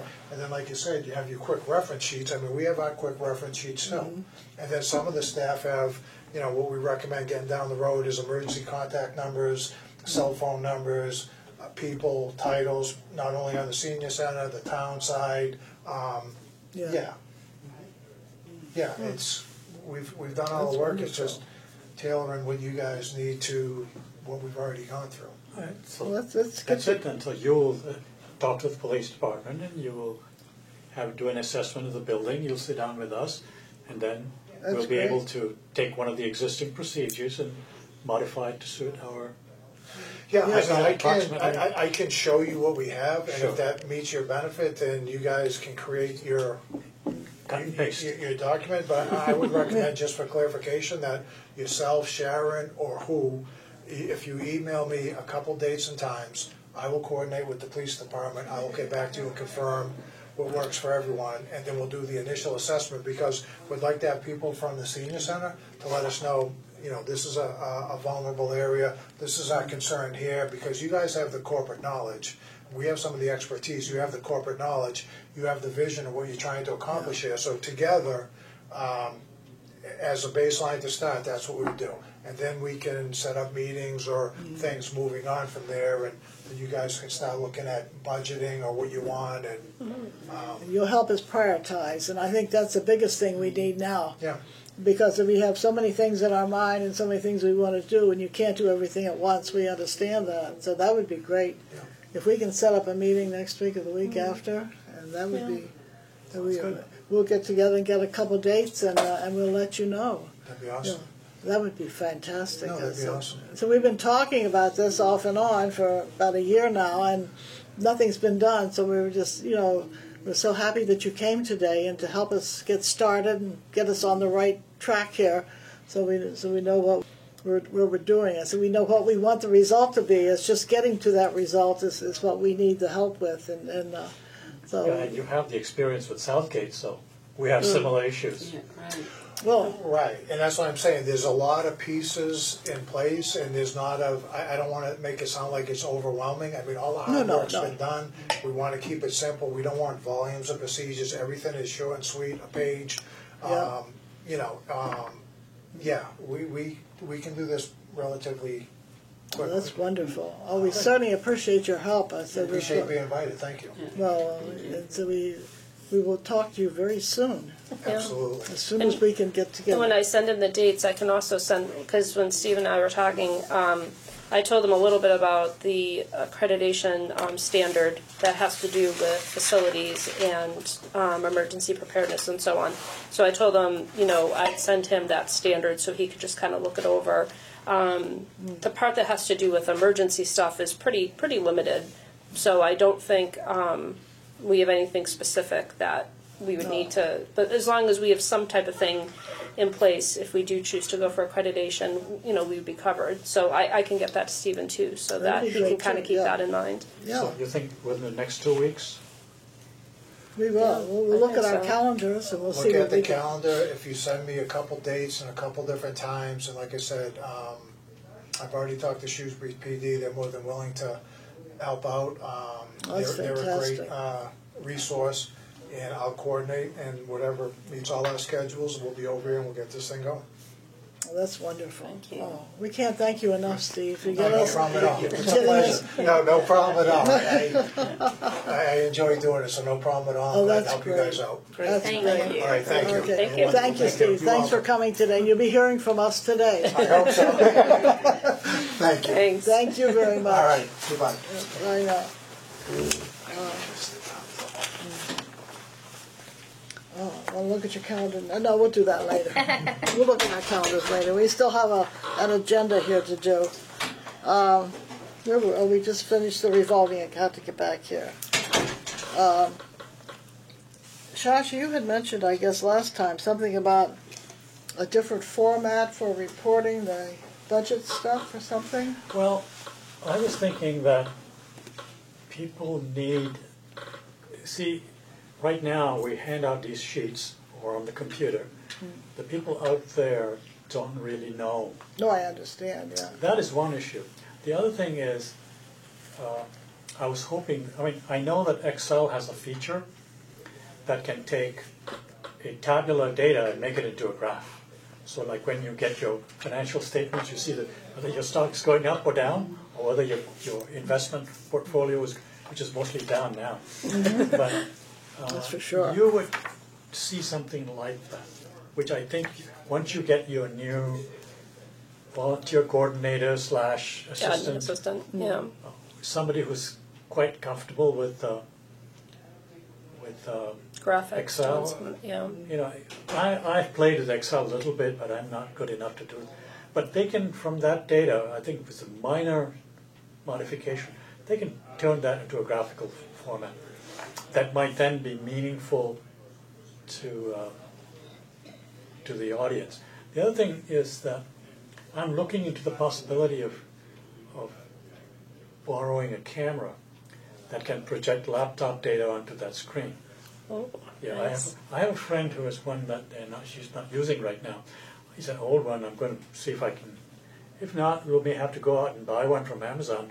They aren't that expensive, but they're designed so you can plug it in and show it on the screen, and it's portable, so you don't have to leave it here. So Oh, we that's have, great. yeah. Yeah. Because I think that would be That's very something that helpful I'm for the looking audience into. at home to see the kinds of Yes. things we're talking about. And I felt that the audience at home would be much more interested in the deltas. Is this getting better, or is it getting worse?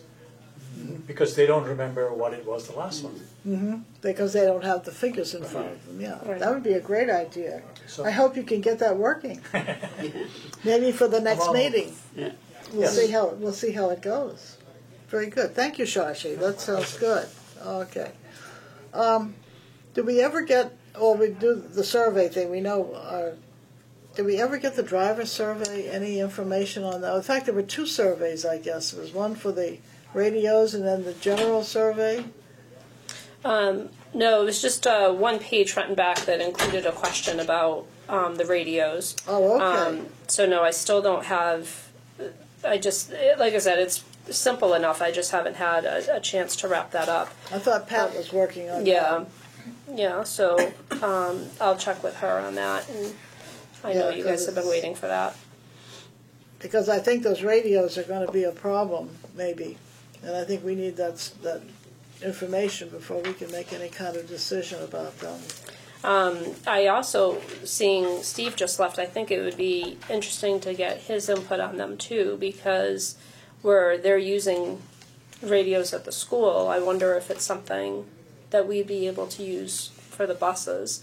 Very well could be, yeah. I know when we checked into the police department's radio system, because they stay in town, they have a different setup because their frequency only needs to stay within the parameters of the town. But where our vans are going to Northborough, Westborough, Worcester, particularly where Worcester can be so hilly, we need to have a much stronger frequency. So those push-to-talk phones to use as radios have been very helpful.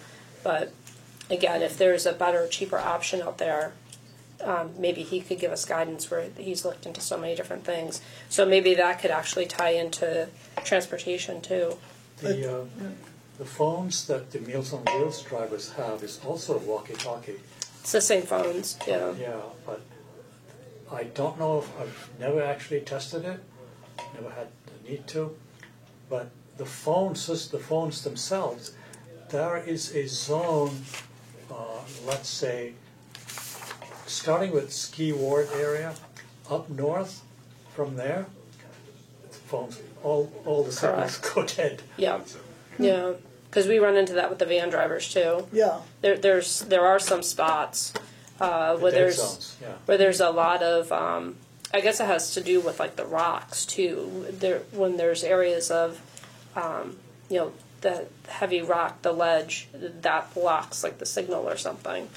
So, but yeah, so maybe that's all something Stephen can advise us on too, because obviously That's those good, are all yeah. things they've tried to look at to enhance their town communication. So. That's right, they do, yeah. And theirs communicates to the police department, Yeah. and to the fire, I think to both, I think he said, so we'll Yeah. have to, check on, that's a good idea, yeah.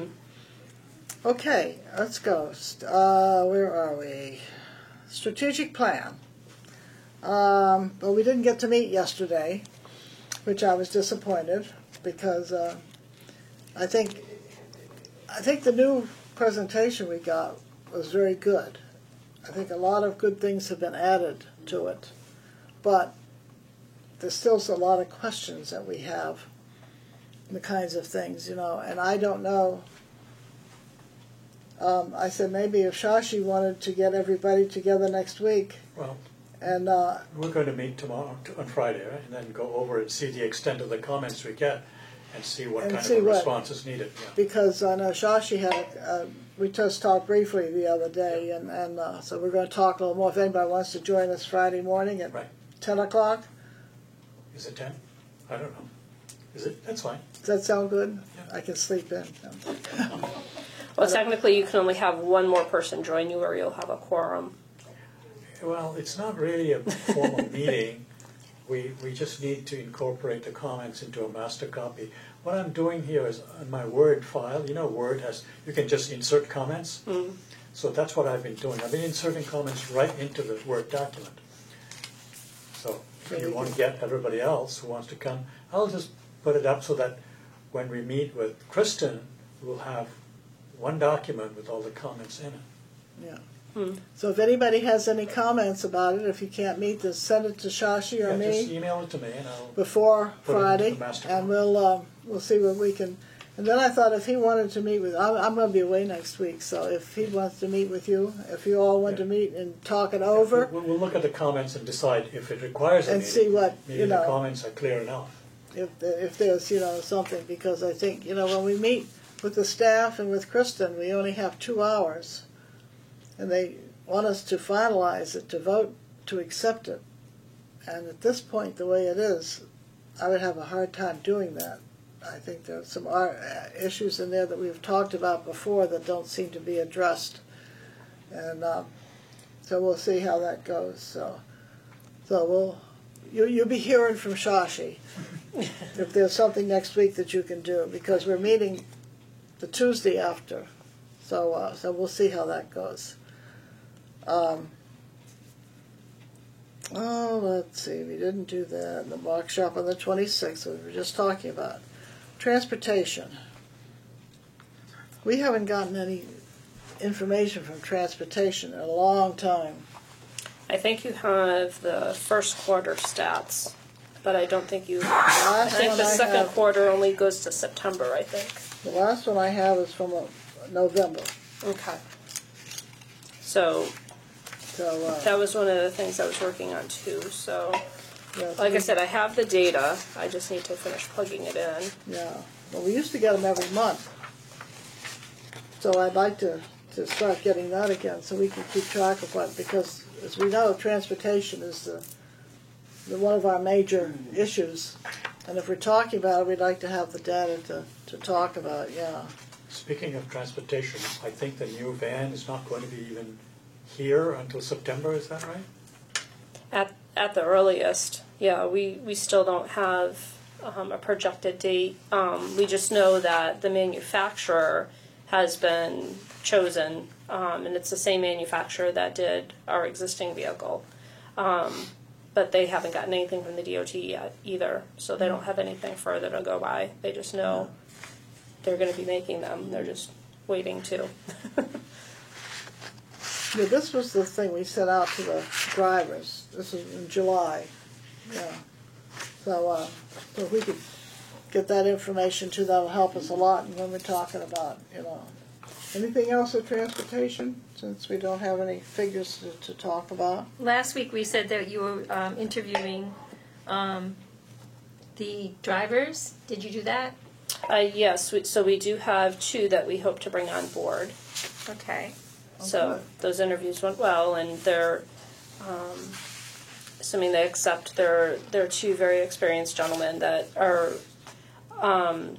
already have worked for a senior center or for a senior facility. So we had some really good qualified applicants. So that'll be exciting, and I think the other drivers will be relieved to go back to driving their normal schedules. Yeah. They've all been going above and beyond to help while we've been short. Oh, that's great. Yeah, they've That's been great. wonderful. Yeah. So 2 new ones, huh? Okay, outreach. Numbers that keep going up and up and up. Yes. It's just amazing.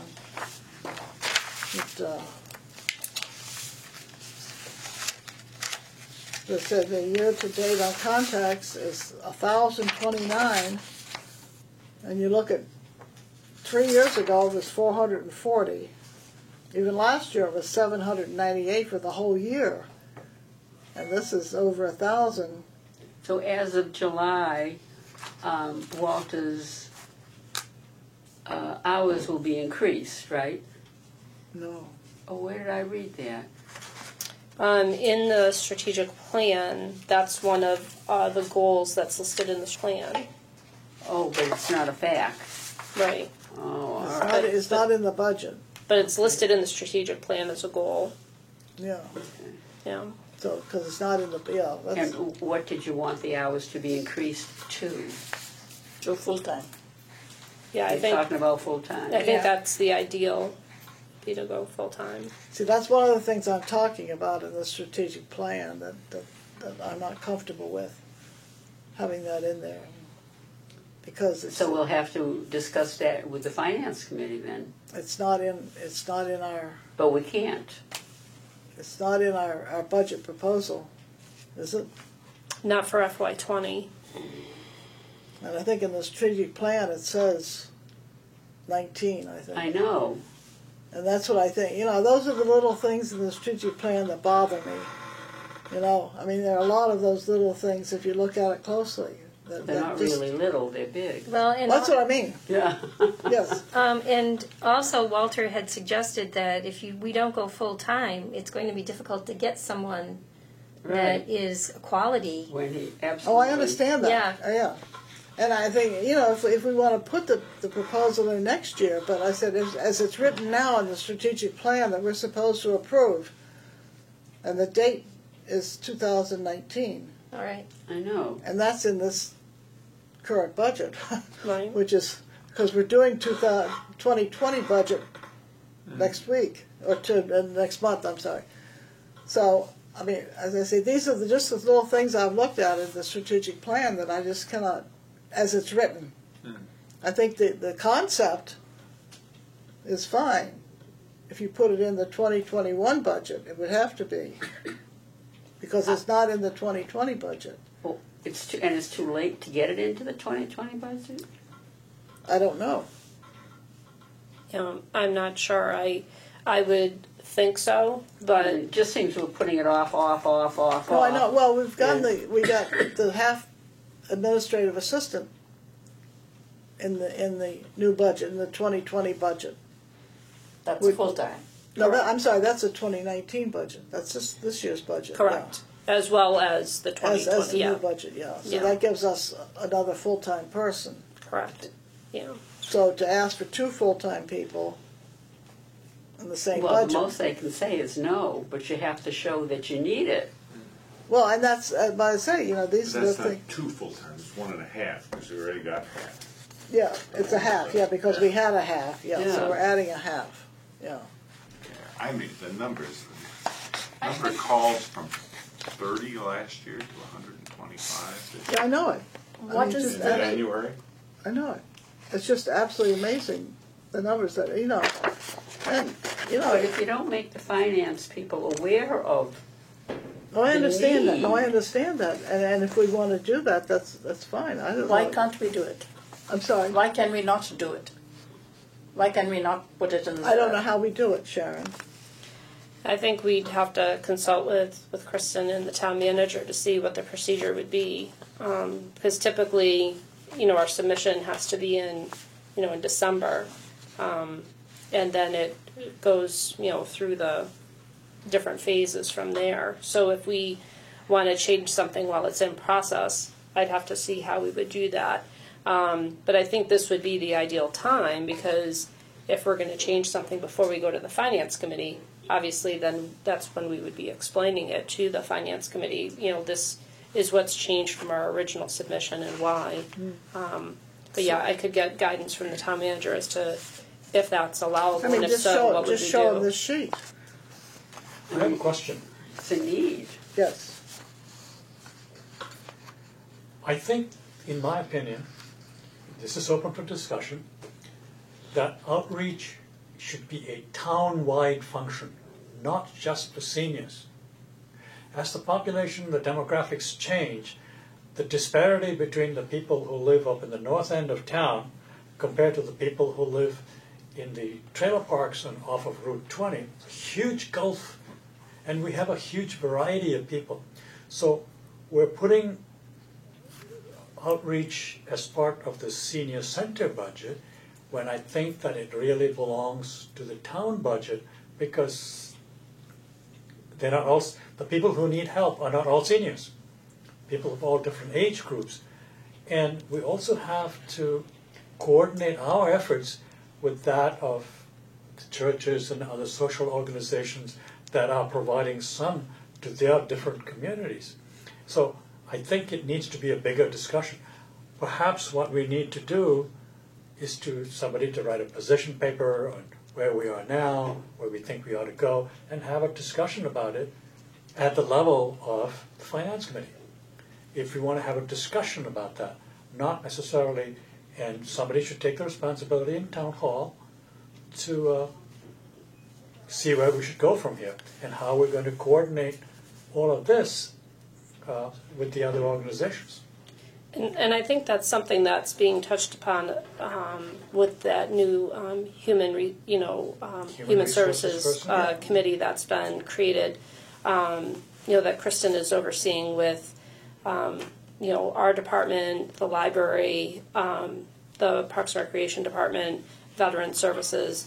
All the human resource departments in town. How can we do outreach to, make the different age groups in town aware of the services that are available to them? So I think that's going to be one of the major things that group will be looking at. Is this person going to be at the finance committee meeting? Well, it's a group made up of those specific department heads that's overseen by Kevin and Kristen. Well, here's the thing. We're going to have this finance committee, we're meeting with the finance committee. We have these numbers to show how our problem is ballooning. It's growing by leaps and bounds, almost geometric progression. yet we have no forum to discuss it. So would you like to bring that up during the finance committee? Well, that Surely we I know, can. Yes. Surely we this- can. we can bring up anything we want. Yes. The question is, what kind of a response do we expect from them? Is this going to result in a working committee? Could we bring it up informally before the finance? You know, one of you talking to Kristen or talking to this, what is this human resources person?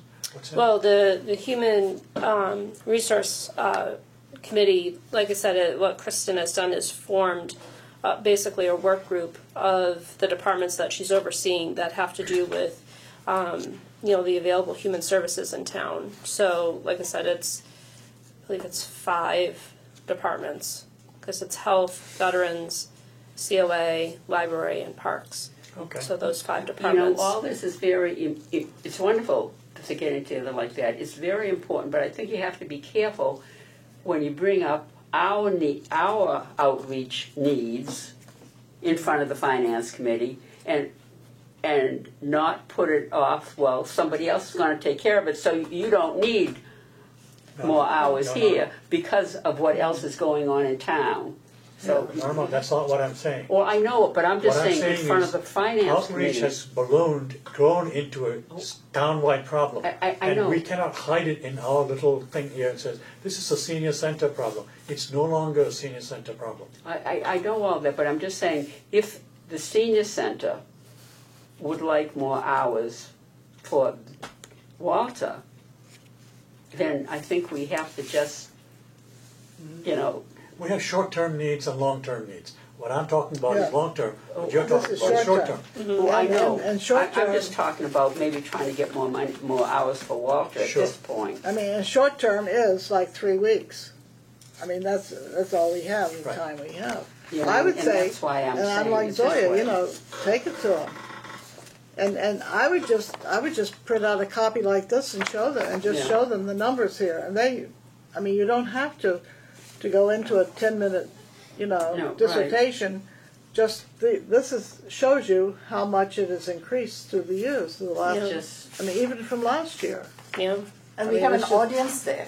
We have an audience there, so. And that's what and I yes. think you're right, And the TV audience. And just And the say TV that, audience. and that because we're late in putting it in or requesting it, that when we looked at this, I mean, it just made us realize, that we have talked about it the last few months, but this month really just, 1,000 contacts, And over 1,000 already? This is going to be the trend. That's right, and Well, it shows. And that's a conservative number, Yeah. because you're looking at each month Yes, is so outpacing last year. Correct. And so in here, you've got February through June from last year in that 1,029. That's right. That's gonna be 2,000 or more by That's the right. time we're done yeah, with this year. it will be. Very likely. So, I mean, Yeah. last year, which was higher, it was 800. And we're at 2,000, so I think, I don't know the process to do this. If you just go and say, you request and make it a request and just have these sheets. Well, That's and it does tie into everything that we did with the strategic plan too. I think probably the most clear answer we got from the survey was the need for more outreach. I think that was demonstrated very clearly in the responses we got from the survey. So I think time-wise, it just kind of fits into where we're at in the strategic planning process too. That That's right. we've had the public hearings. That was all echoed back to us when we had our meetings on the 31st.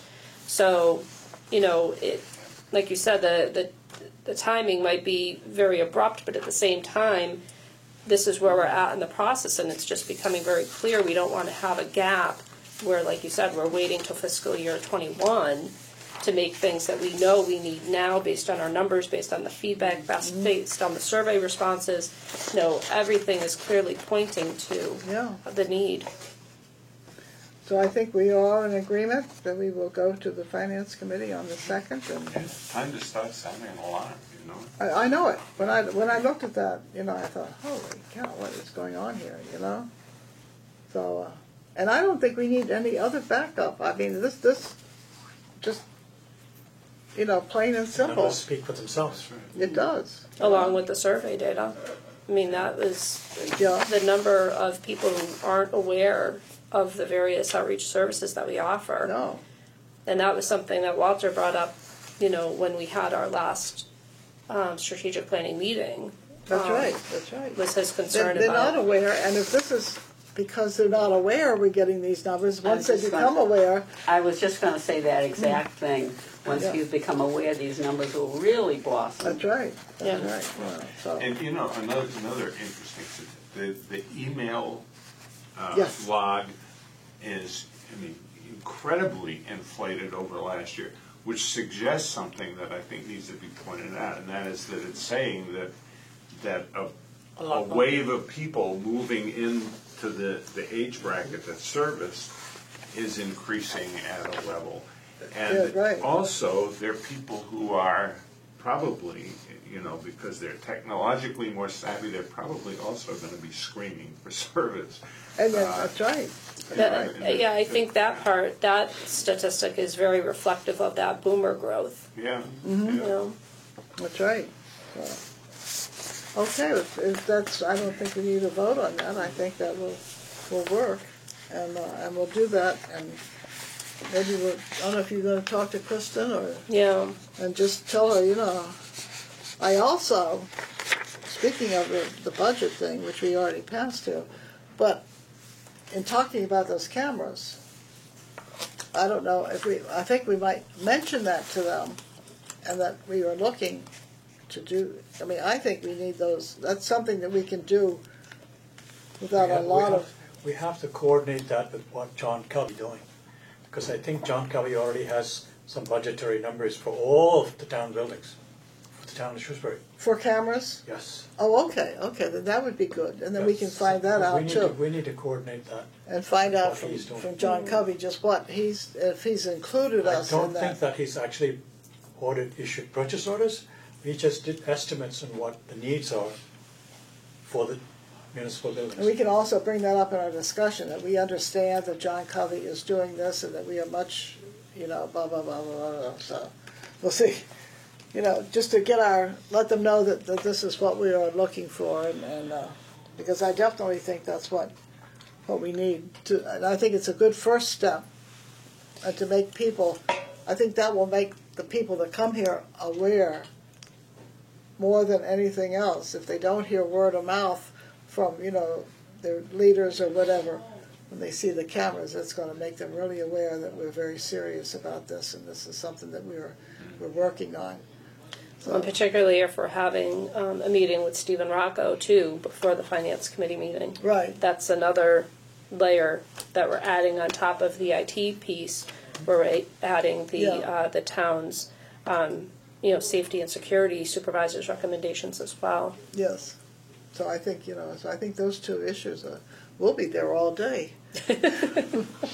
Yeah, tell them to get us all. Okay, where were we? What time on March 2nd are we going to be in front of the finance? I'm sorry? What time on March 2nd? We don't know yet. Okay. See, every year they publish a schedule Yeah. and they give you a time slot, Mm-hmm. but that doesn't mean that they're going to stick to it. Oh, it's like all regular meetings, okay.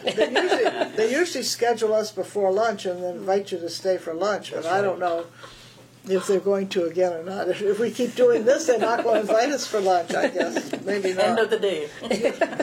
So are we going to change that full-time Walter in our suggestion report for this year? We'd like it. Yes, Sharon's going to find out how we do that. How Okay, we- and then who's going to present this chart to the finance committee? And I think explain? Sharon probably would do that, and then we can all kind of chime in if we want. Okay, all I right. think probably come from you probably, or if you want me to, I will. But I think it's better coming from Sharon. I do think. too, yeah. Yeah, I think that. Or even from Kristen and Kevin, because in the past, that hearing with the finance committee, we usually are reporting together with the town manager, or in this case, That's along true, with the that's assistant true town too, manager, and yeah. having that dialogue with the finance committee, and then sometimes the selectmen also chime in with their concerns or support.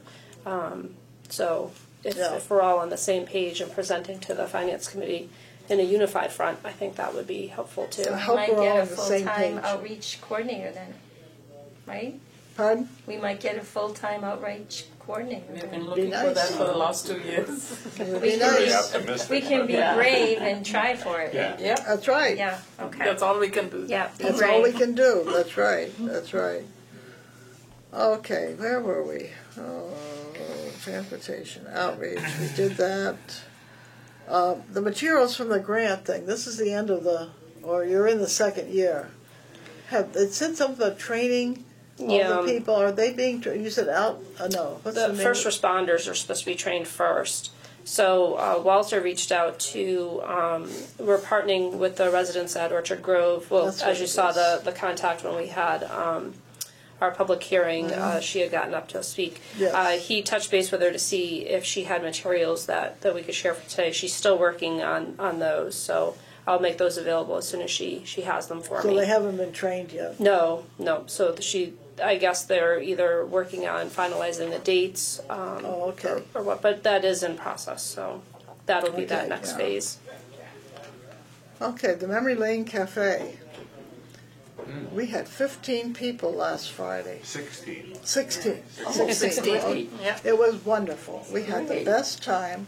We played Valentine Bingo, and it was so much fun. One person Mary did didn't a like the fantastic bingo. job. Mary got it. Very good. Yeah, Mary did a great job. Oh, it was so, everybody enjoyed it. We had such a good time. Well, you should do that again in the near future. And then. everybody, Well, next Valentine's Day. yeah, everybody there were new to me because I had missed the last two. And except for one person, everybody else was new, which was wonderful to Oh, see. that's good. Yeah, a couple of them are in Florida now, so for the Yeah, winter. right. But That's right. so Some of the regulars are. some of the regulars are in Florida. snowbirding, so that's Yes, 16. so But you're not moving the cafe down to Florida for. well, we could. I don't know if the formula would Yeah. spring for that, but One comment, not only just for the people around No. this table, but anybody that might be picking us up on cable. Mary was sitting down saying, well, I've run through all my ideas, now what do we do next? Yes. You know, if you've got suggestions for programs, they need to be simple. I mean, the person that did complain about the bingo was with a spouse who was struggling because her level Yes. of functioning wasn't able to deal with that, and he was frustrated about Yes. it. So, but so they have to be things that you've got to think dementia friendly. But any ideas you have, that you can give to me or Mary or Sharon, and she'll pass them on to Mary, or Louise, and she'll Yeah. pass them on to A Mary. question. Yes. The format that we had the last time where they were all sitting on a long table, was that better or would you prefer the separate tables? I kind of thought the long table was Was better. good? Okay. I did. Now, I don't know how. I didn't ask anybody how they felt, but I thought They were not isolating one group and another. that's right. Okay. That they were all together, and as the end of the table, you had more people that they could talk Right. across with and Right. things, instead of being in separate, because they would have been in at least two, if not three, separate tables. So I think this way they were all together, which made it nice. Yes. And so next week it's going to be a drumming circle. Drum circle, yeah. Oh, I'm sorry to miss that because that's going to be so much fun. Anybody else who's going to be here during that period of time maybe needs to bring their You earbuds. have to come join them in the drum circle. That's- Yes. So, okay. So Senior you're not Center going to have the Technology. drum circle I'm sorry. in this room, I hope. Pardon? I don't think so. You're not having the drum circle in this room, I hope. I don't know. It depends. If they have as many, they'll have to be in there. They may go in there anyhow because I don't know. Maybe. Yeah, I think Might they be need a a bit bit more intense space for the solution. drums. Yeah. Shashi, anything about the technology update? Well- We've had a lot of stuff going on here.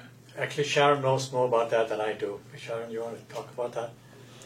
I see the new TV, but are the speakers in place? I mean, as of Friday, the speakers were still in process. So we had two significant things happen last week. So Thursday, we used the new port that's been installed in the wall for an HDMI cable.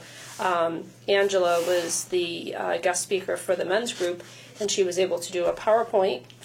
She was the first person to break in the new system and do a PowerPoint with the new camera and doing it through the new wiring that's been set up. Friday, we showed our first movie on the new system, and the picture is just gorgeous. The clarity of the new camera is amazing, and everybody loved being able to just sit wherever they wanted because there was you didn't have to worry about walking in front of the camera. You didn't have to worry about tripping over any wires from the movie cart. So it was great. The only issue we had with both is that the sound system wasn't set up yet. So particularly for the movie, that made it very tricky because you only had just the sound from the projector itself, which wasn't very much.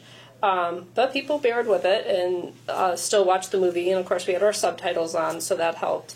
But we did find, speaking of monitors and stuff, they did notice that there's a significant issue when you get the movie started.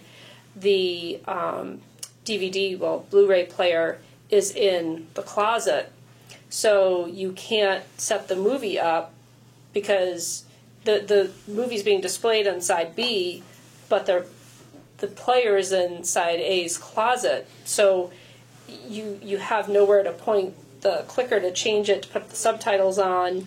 So, we had to do it. We had 3 people, so we had me, Cynthia, and the man who's been installing all of the stuff there. So he was going to head out for the day. We said, no, you can't leave until after the movie. Well, thank goodness he didn't, and Beth fed him lunch. So that worked out because we desperately needed his help, and we had him come into the movie and everybody clapped. Because I'm not sure how we would have pulled it off without him, but we were relaying, go up, go down, hit enter, and he said, Why don't you just use the walkie-talkie? You have the phones right there. We could have, but I think Meals on Wheels was out on the road though, so, but because it was right at lunchtime, because we get the movie started at 11:30. So is this going to happen like this next month? No, so they're installing a monitor so that you'll be able to see what's on the screen in that closet, so that you'll be able to press everything accordingly. But he said, I'm glad I'm here, because if you had tried to explain to me what the difficulty was, I wouldn't have understood it. So there's, but we knew there'd be a few glitches we'd have to work out along the way. But so it's coming along nicely, and hopefully next month it will be all complete with the sound system and everything else. But so far it's really wonderful. Very good. Yeah. Okay. Another thing was that he said the funding is entirely from the town. Yes. Funding for the whole thing is entirely from the town. Not wonderful? We are not to Yes. pay anything. Oh, okay. I've looked at my watch. We've got to hurry up. As far as technology goes, I haven't heard back from John regarding, he was going to send his new IT person who's being trained or being brought up to speed to take a look at what's out there, because I'm very reluctant to play with it now, because the software is outdated, the virus scan is outdated, and the whole thing has to be cleaned up and brought up to date, and security has to be in place. But I want to make a suggestion to the board. Luis and I talked about it. I think what we need is, you call it a technology committee. I like to think of it as a technology working group. Informally, I don't mind being the moderator. It serves 2 purposes. One is it evaluates the overall technology needs of this place. These are people who can maybe work one-on-one with some of the seniors and get them over the fear of sitting at a keyboard. But it has a second purpose.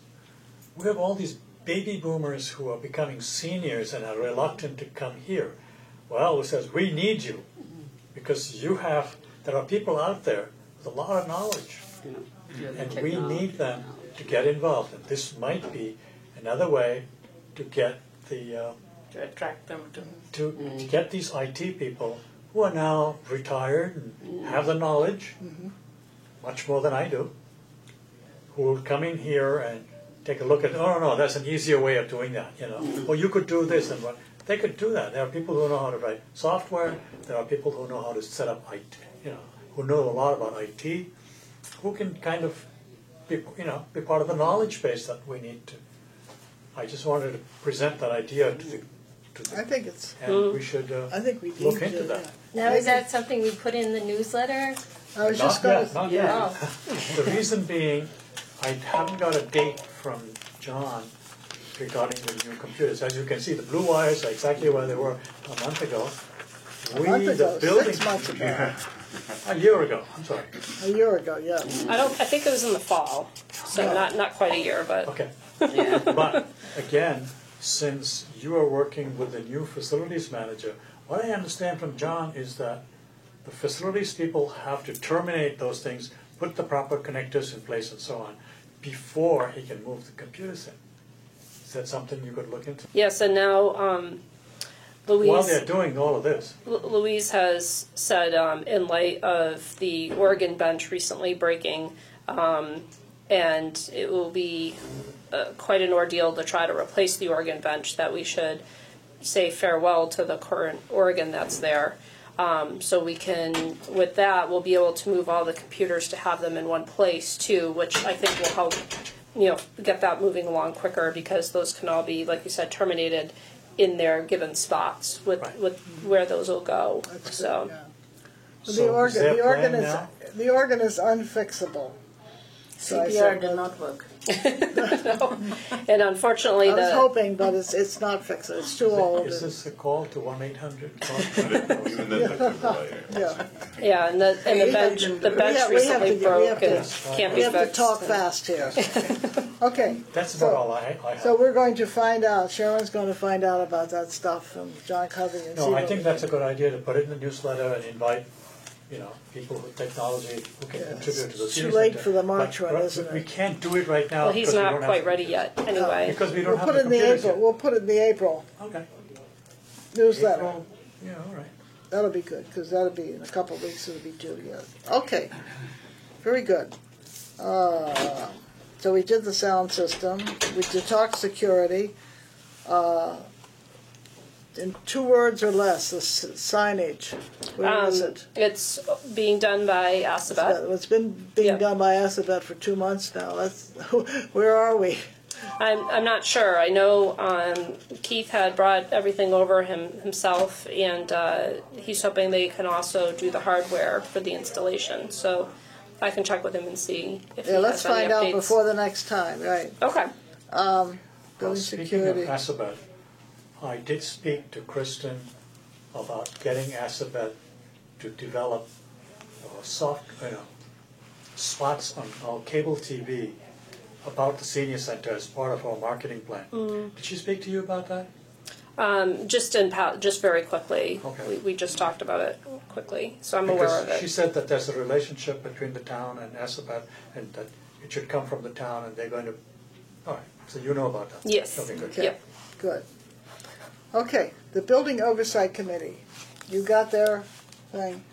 They have done a summary of their first year, and I found it very interesting that what they have done, they gave a summary of all the things that they have suggested and what's been done and hasn't been done. I don't know if you found that or not. And it's very, very interesting. We've done a lot, but haven't done some of it.